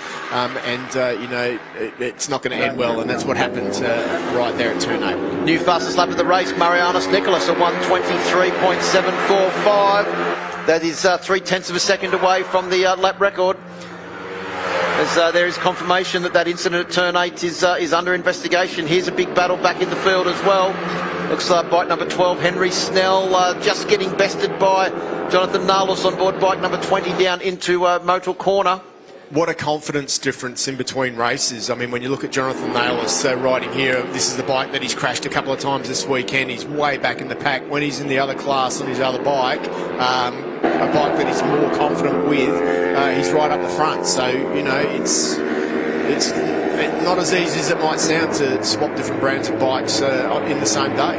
Yeah, unlike Teo actually was riding the same bike in all classes and riding it with aplomb this weekend. You can see a little handy lead over Liam Waters on board bike number 181, who's also been having a great weekend as well this weekend. Confidence is everything in road racing, and I mean, the man out front at the moment, he's just having such a good weekend that when you think nothing can go wrong, it usually doesn't. Liam Waters takes the lead with a beautiful use of the slipstream there across the line. Live championship points shows us that in their current positions there is 10 points difference between Glenn Nelson and also Cameron Dunker at the head of this field. Dunker has managed to get ahead of Nelson now as they come through and down the hill, it looked like. Only one place ahead, but that's where he needs to be. He just needs to be clawing back points constantly from Glenn Nelson, the championship leader on the 39 bike. So they make their way out of Motul now, just having a look to see who else is in that battle as well. Right behind Glenn Nelson is Hayden Nelson on the 279 machine. Of course, he had a big crash earlier on today as well. Good to see him back. And also Brodie Gorwith on board bike number 25. He's a racer that's, I think, led laps here this weekend as well. Yeah, absolutely. Well, we're coming into the final lap of the race after this one, so it's going to be interesting to see. Yeah, the yellow flags are cleared up, so this is now an overtaking spot for the final lap. But it's Liam Waters who leads at the moment as they head into the Suzuki corner through Dunlop. Brodie Gorwith just did the fastest lap of the race on the last lap as well. We just mentioned him on board bike number 25 at 1:23.489, and that is only literally hundredths of a second off the lap record set by Zach Levy. So Gorwith on a charge, and it's set us up for a final lap showdown with bike number 181, Liam Waters leading from Teo Aksu. Big wide line there from Marianus Nicholas to sweep right out towards the wall as they come down in towards turn one. Dunker goes sliding up the inside and takes up the running in third position. So Cameron Dunker sees valuable championship points on offer here as he tags onto the back of Teo Aksu as they make the run through turn three. Down the hill they come into Motul. It's Liam Waters who leads. You can be assured that Aksu's going to dive up the inside here. Can't do it. Waters too good on the brakes. Marianos Nicolos sits in third. That's a good spot. Glenn Nelson's made his way forward too, just sitting there in fifth position at the moment, but it is the number 3, Cameron Dunker, who needs to make a move up towards the front quickly. Yeah, Nelson had a big look down the inside of Cameron Dunker at Honda turn 6, but couldn't quite get it done as we come through 7. It is still Liam Waters leading from Aksu. Marianus Nicholas in third place. This is going to decide who will win this race, because whoever I think can come out of Suzuki corner is going to put them in a very good position as they make the run. Through Michelin they go, down through Dunlop. It is still Waters that leads. Down to Suzuki now. Has anyone got a bigger set of brakes? Teo Aksu has a look, can't quite get it done. The run out of the chicane is going to be so important, Steve. There's still another opportunity into Yamaha Financial Services. Can't do it there. Liam Waters tucked in. Well, he's used the slipstream to get second place a couple of times, but can he fend them off in the slipstream to take the race win? Liam Waters does it. He takes the race win over Teo Aksu. And in third place, I think it may be Marianus Nicholas that just managed to hold on over Cameron Dunker for that last place on the podium as the rest of the field makes their way through. Good battle there between... look like Jack Favell, Henry Snell and Jonathan Nalos to take out 9th, 10th and 11th positions. But what a race. Liam Waters, first race win of the weekend for him. And the official margin looks like it is 0.143 of a second. The top 7 covered by half a second, with Brodie Gorwith finishing in 7th place, 0.547 of a second behind our race leader. Yeah, whatever it is, it's close between those top 7 guys. Any one of them could have won that one. It was just incredible to see. They're so talented, on the limit. New lap record as well, 23.3 by Brodie Gorwith. Good to see that incident turn 8. No further action as well.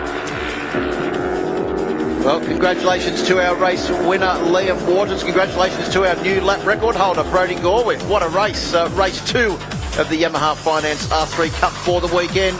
Waters taking that win over Teo Aksu and Marianus Nicholas. Cameron Dunker, some good championship points back there. Hauled a couple back on Glenn Nelson. They finished in 4th and 5th position. Hayden Nelson in 6th. Gorwith in 7th. Sam Pizzetta in 8th. Jack Fafel in 9th. And Henry Snell rounded out the top 10. Jonathan Nolis not having the same weekend he has been having, unfortunately for him, finishing down 11th. Cooper Roundtree in 12th. Jay Russo. Marcus Hammond, who's been further up the board than that this weekend. Jamie Port, good to see him out there too, picks up the last point. Nate O'Neill and Cameron Swain in 17th after that crash. Well, on to highlights of the second race for the Yamaha R3 Cup. Pretty good start off the line there. Cameron Dunker got a good launch, but it was Glenn Nelson that tried to go up the inside, couldn't quite get the job done on Liam Waters, who led them through AMF corner for the first time. Yeah, Liam Waters was definitely very, very tough out there. Then it was the number 26, Wayne, who tried to nip up the inside. He was on that leading group. Glenn Nelson, competitive a lot further into this race than earlier on today.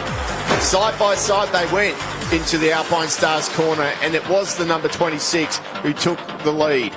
Yeah, Cameron Swain was getting used to running at the front in this field, trying to hold off charges from everywhere. Teo Aksu, the man that's already run a few races this weekend in both R3 Cup and Supersport 300, was doing well. But then this incident at turn 8 that came under investigation with no further action to be taken saw Cameron Swain out of the action. Back in the pack there was plenty of action as well, but near the front it was side by side they go. Liam Waters took the lead again with the number 91 Teo Aksu, who's pretty much won everything this weekend, thinking that it was all going to come good, but over the line it was the 181 who led again. Marianus Nicholas was on a charge, as was Cameron Dunker on board bike number 3, as they came across the hill and headed towards the start-finish straight for the final time. It was Liam Waters on the 181 machine that took the win over Teo Aksu, and Marianus Nicholas rounded out the podium in 3rd place, 0.23 of a second, covering the top 3. Well, our top 3 are making their way down into Park Fermé now, and I reckon you're going to see a pretty excited Liam Waters, who last time out was congratulating Teo Aksu off his win. Hopefully Teo Aksu does the same to Liam Waters. Let's go down to KP. Marianus Nicholas in P3, well done. It is great to see you on the podium, my friend. Yeah, it's first podium in the Supersport class, but yeah, it was a crazy race, so much is happening. Like on the earlier laps, Cameron went down the straight. It's real close racing, and good to be back on the podium because, yeah, I haven't been back on the podium since 2020 in OJC. So, yeah, it's good to be back at ASBK, and I'd just like to thank Freestyle Tattoo Studio for Ben bringing me, because Mum and Dad aren't here this weekend, or my brother, but he's been taking care of me, and it wouldn't be possible without him. I'd also like to thank my other sponsors, Alibaba, Larap, PSR, Manpra, Bosna Constructions, Michalis Investments, and yeah. Well done, Marianus. I'm sure your whole family is so excited to be watching this on the television. Yes, thank you. Congratulations. Yep. And in P2, Teo Aksu, you got a great hug over there with Liam Waters. Another podium for you. You are just on fire this weekend. Yeah, it's really nice, home track. Got a lot of fans and a lot of people supporting me here. It was good. My teammate was able to get the win, and yeah, none of this would have been possible without the help of Mum and Dad, Triple X Rated Suspension, Triple M Motorcycles, Oakland Park Racing, Christian O'Donnell from Oakland Park Racing, Raikondi Racing Road and Kabuto Helmets. Well done. Thank you so much. And in P1, Liam Waters, your first win. Congratulations. Yeah, I was really determined after the last 3 races, getting second each race. It would have felt good to get a win, and thankfully I did that. My plan was just to lead from the start, and I did that. Couple of people came through. You had Teo, Glenn, but I didn't. At one point I thought I was going to slip back from Teo. Him and Cam got a bit of a gap, but I managed to just fight and work my way back up there, and yeah, it feels really good. Well done. Thank you.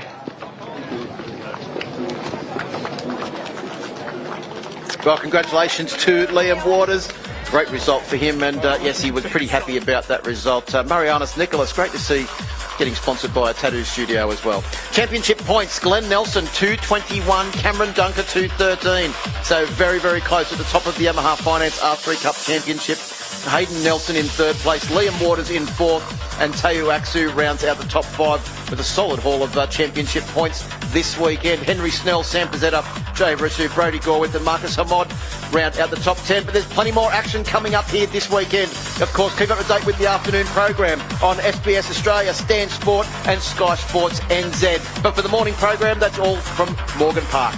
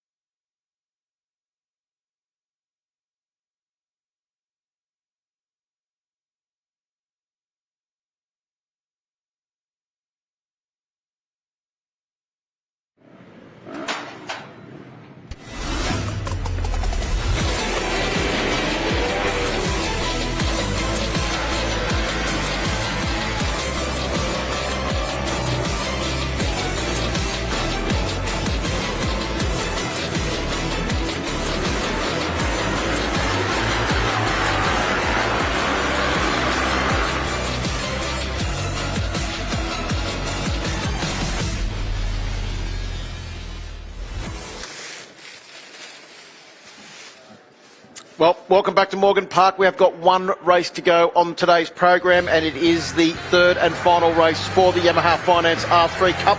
The riders have already put their bikes out on track and they are on their sighting lap. So it won't be long before the last race on today's program will be underway.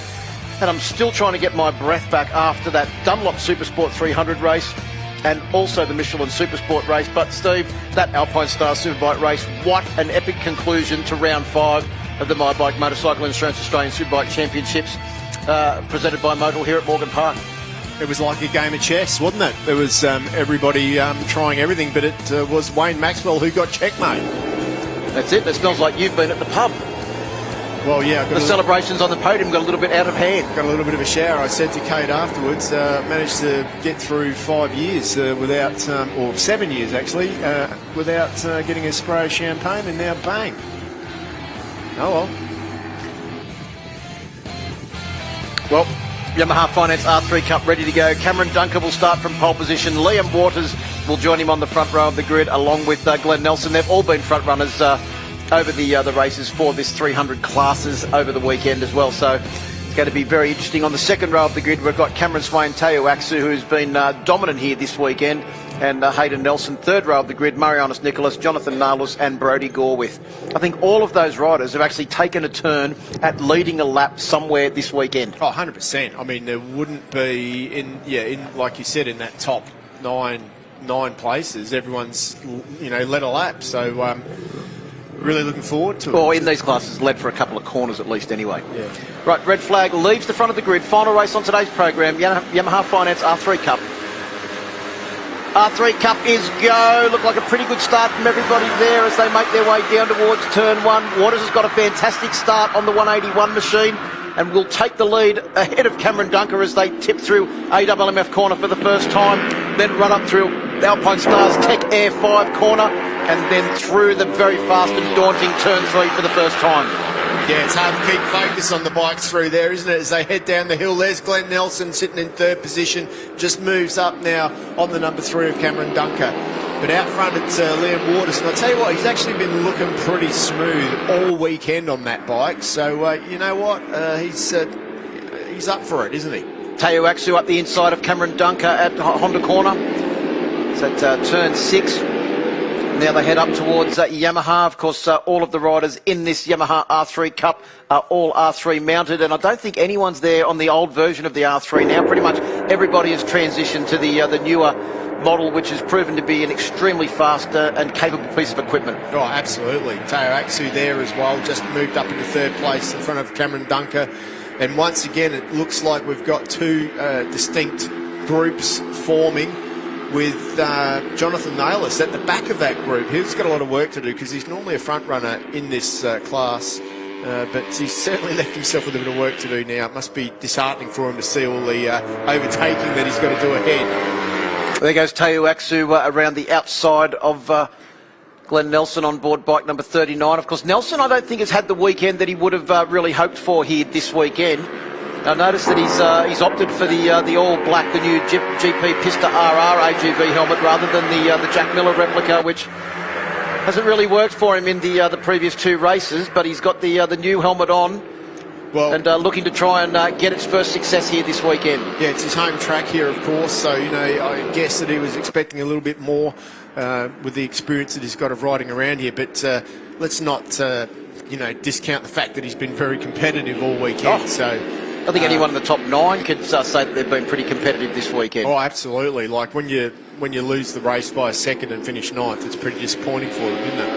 And also to Cameron Dunker, even though he probably hasn't had the results that he would have wanted this weekend, his championship challenge is still well and truly on. He's scored solid points in every single race. I know he's been doing a lot of training with Max Stouffer up there in the Hunter Valley, but his racecraft this weekend, considering the tightness of the packs and the battle, has still been pretty good. Just hasn't been able to quite get through there for the race wins that he would have been desperately wanting.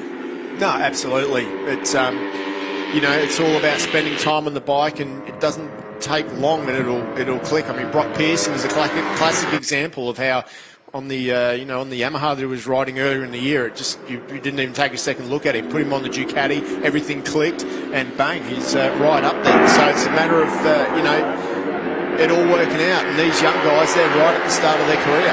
Well, someone that it's really all working out for at the moment is Teo Aksu on board number 91. Had his first podium at Queensland Raceway, which was round 2 of the championship.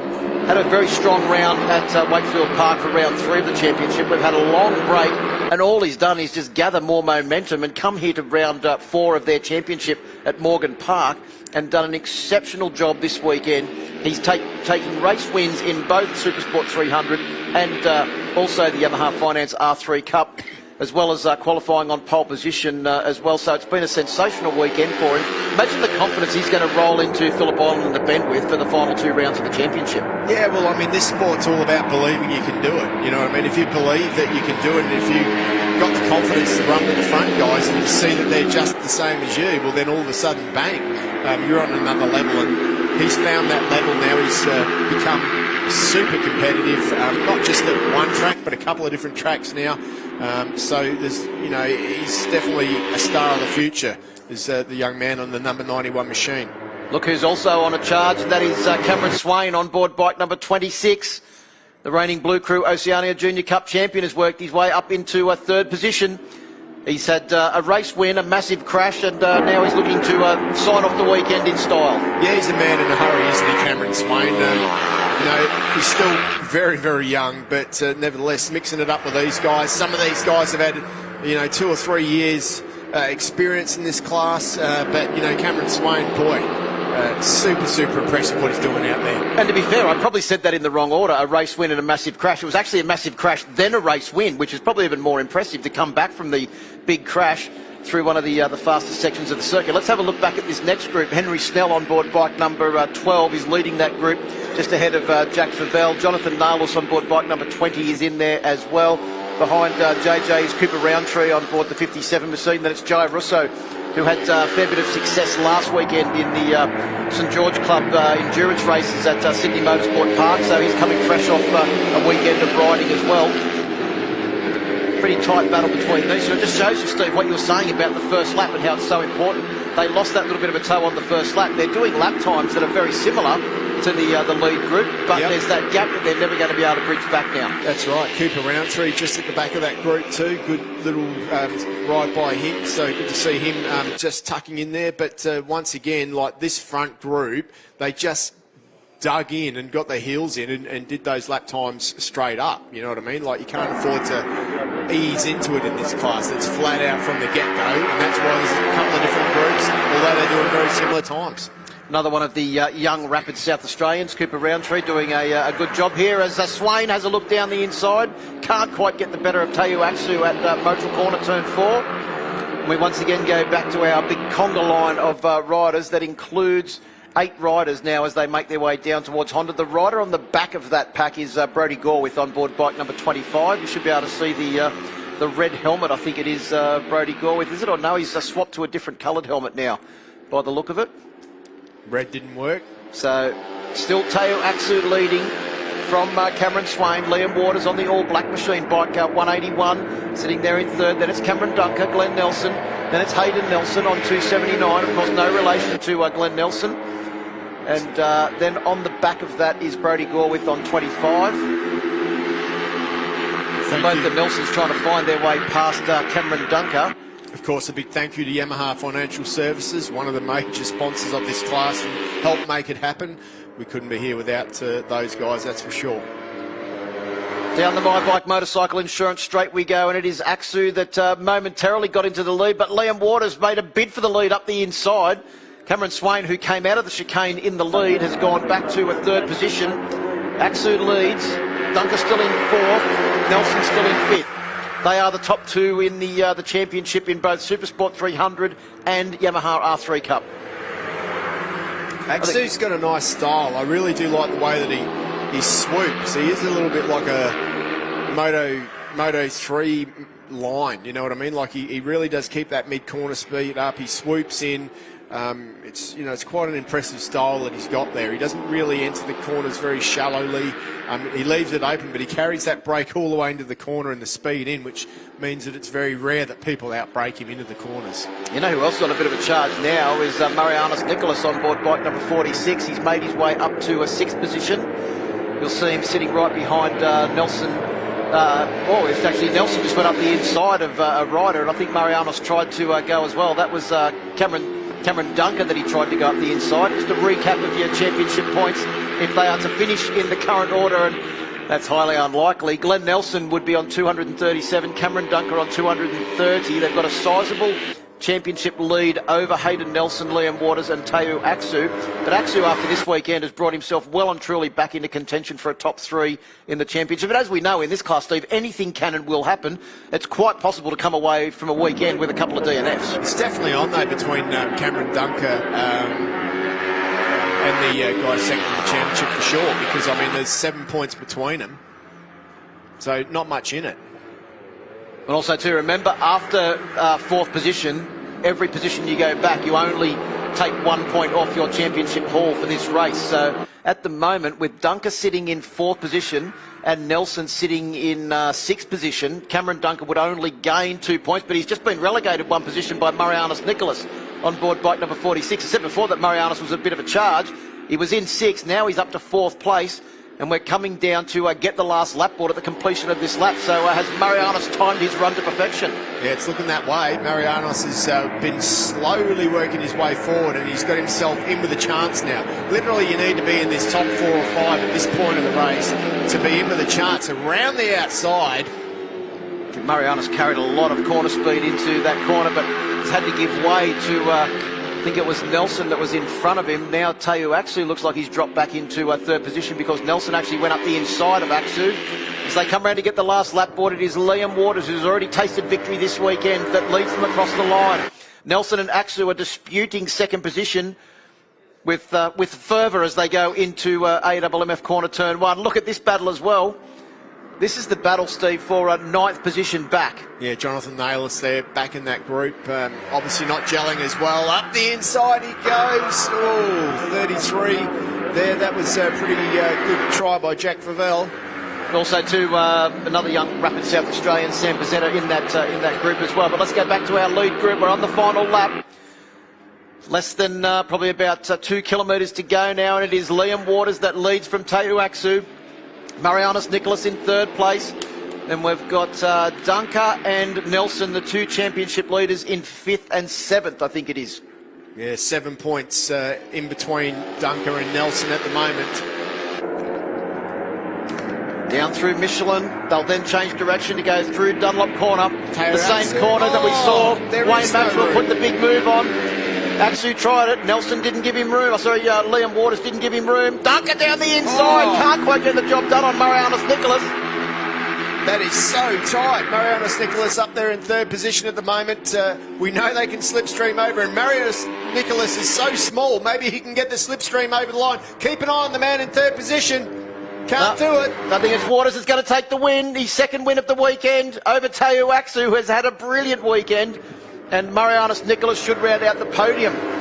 On board bike number 46, that battle in the end. Cooper I think you'll find Roundtree. it was Cooper Roundtree, yes, that got the nod over Jonathan Nalos and Henry Snell, with Jack Favell back there in 12th place, Marcus Amott in 13th, Sam Pizzetta in 14th, and Joe Rosso in 15th. So that was the battle from 9th to 15th.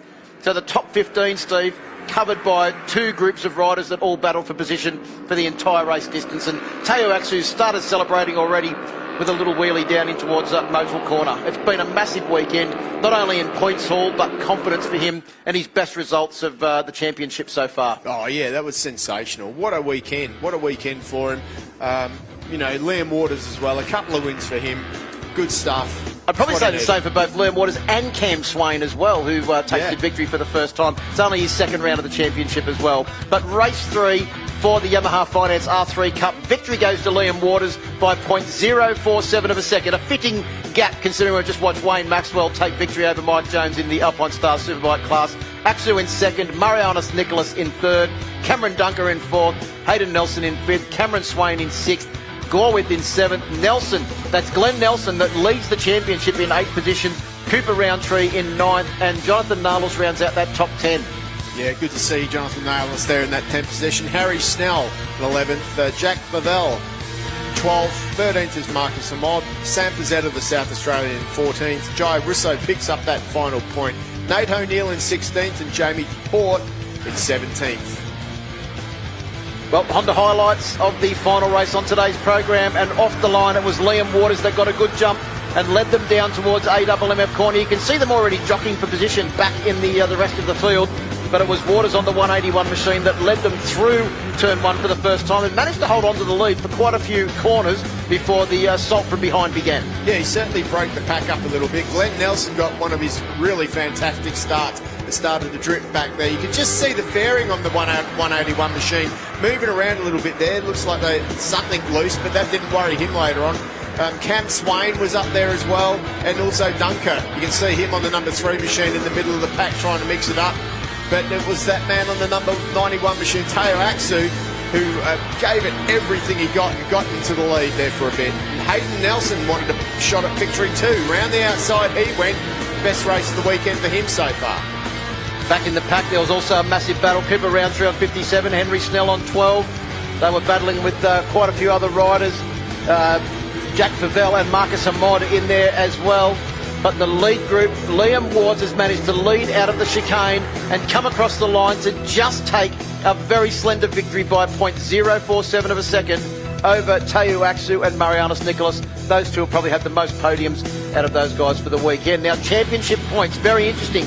Glenn Nelson's lead has been cut to 4 championship points now, 234 to 230 over Cameron Dunker. Liam Waters has surged up into 3rd position with Hayden Nelson also in contention as well, and Teo Aksu on 177 rounding out the top 5.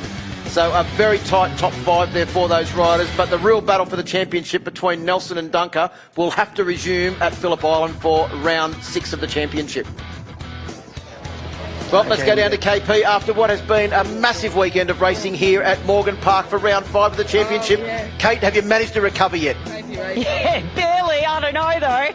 I might need a few minutes, but in P3 we've got Marianus Nicholas. Tell us about that race and also the conditions out there, because it looks quite cold and windy. Yeah, look, the last race of the day in the cold, windy Morgan Park conditions. The conditions have been crazy all week, and it's been a big 2 weeks for me. I was in Greece on Wednesday, and I flew back on Wednesday night, quickly slept, and then the next day jumped on a plane and came here, jet lagged. And Friday we haven't tested the R3 or anything like that, and we just came and expected to have a full day of practice on Friday, and then it started raining all day, so only 2 dry sessions. And Saturday we just gave it everything and did everything we could to qualify without much time on this track, because the last time I came to this track was 3 years ago with OJC, so no testing, no data. And yeah, me, my team, Freestyle Tattoo, we did everything we could to put it on the box, and yeah, I'm very happy to put it on the box today.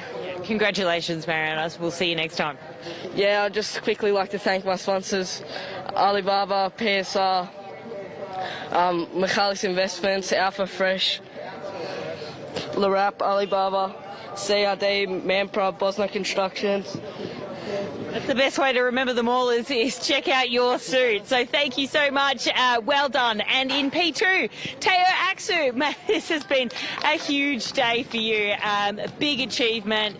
You must be happy. Oh, I'm stoked, honestly. I don't have enough. There's not enough words in this world to just describe how happy I am right now. Being able to podium every race at my home track in front of my home crowd. I couldn't be any prouder. Just can't thank everyone enough. My teammate, Triple M Motorcycles, Triple X Rated Suspension, Mum, Dad, Raikondi, Racing Road, Kabuto and the Grinning Dingo. Big celebration for you tonight, I reckon. Oh yeah, I'm going to be celebrating. Well done. And in P1, the second win, Liam Waters. Well done.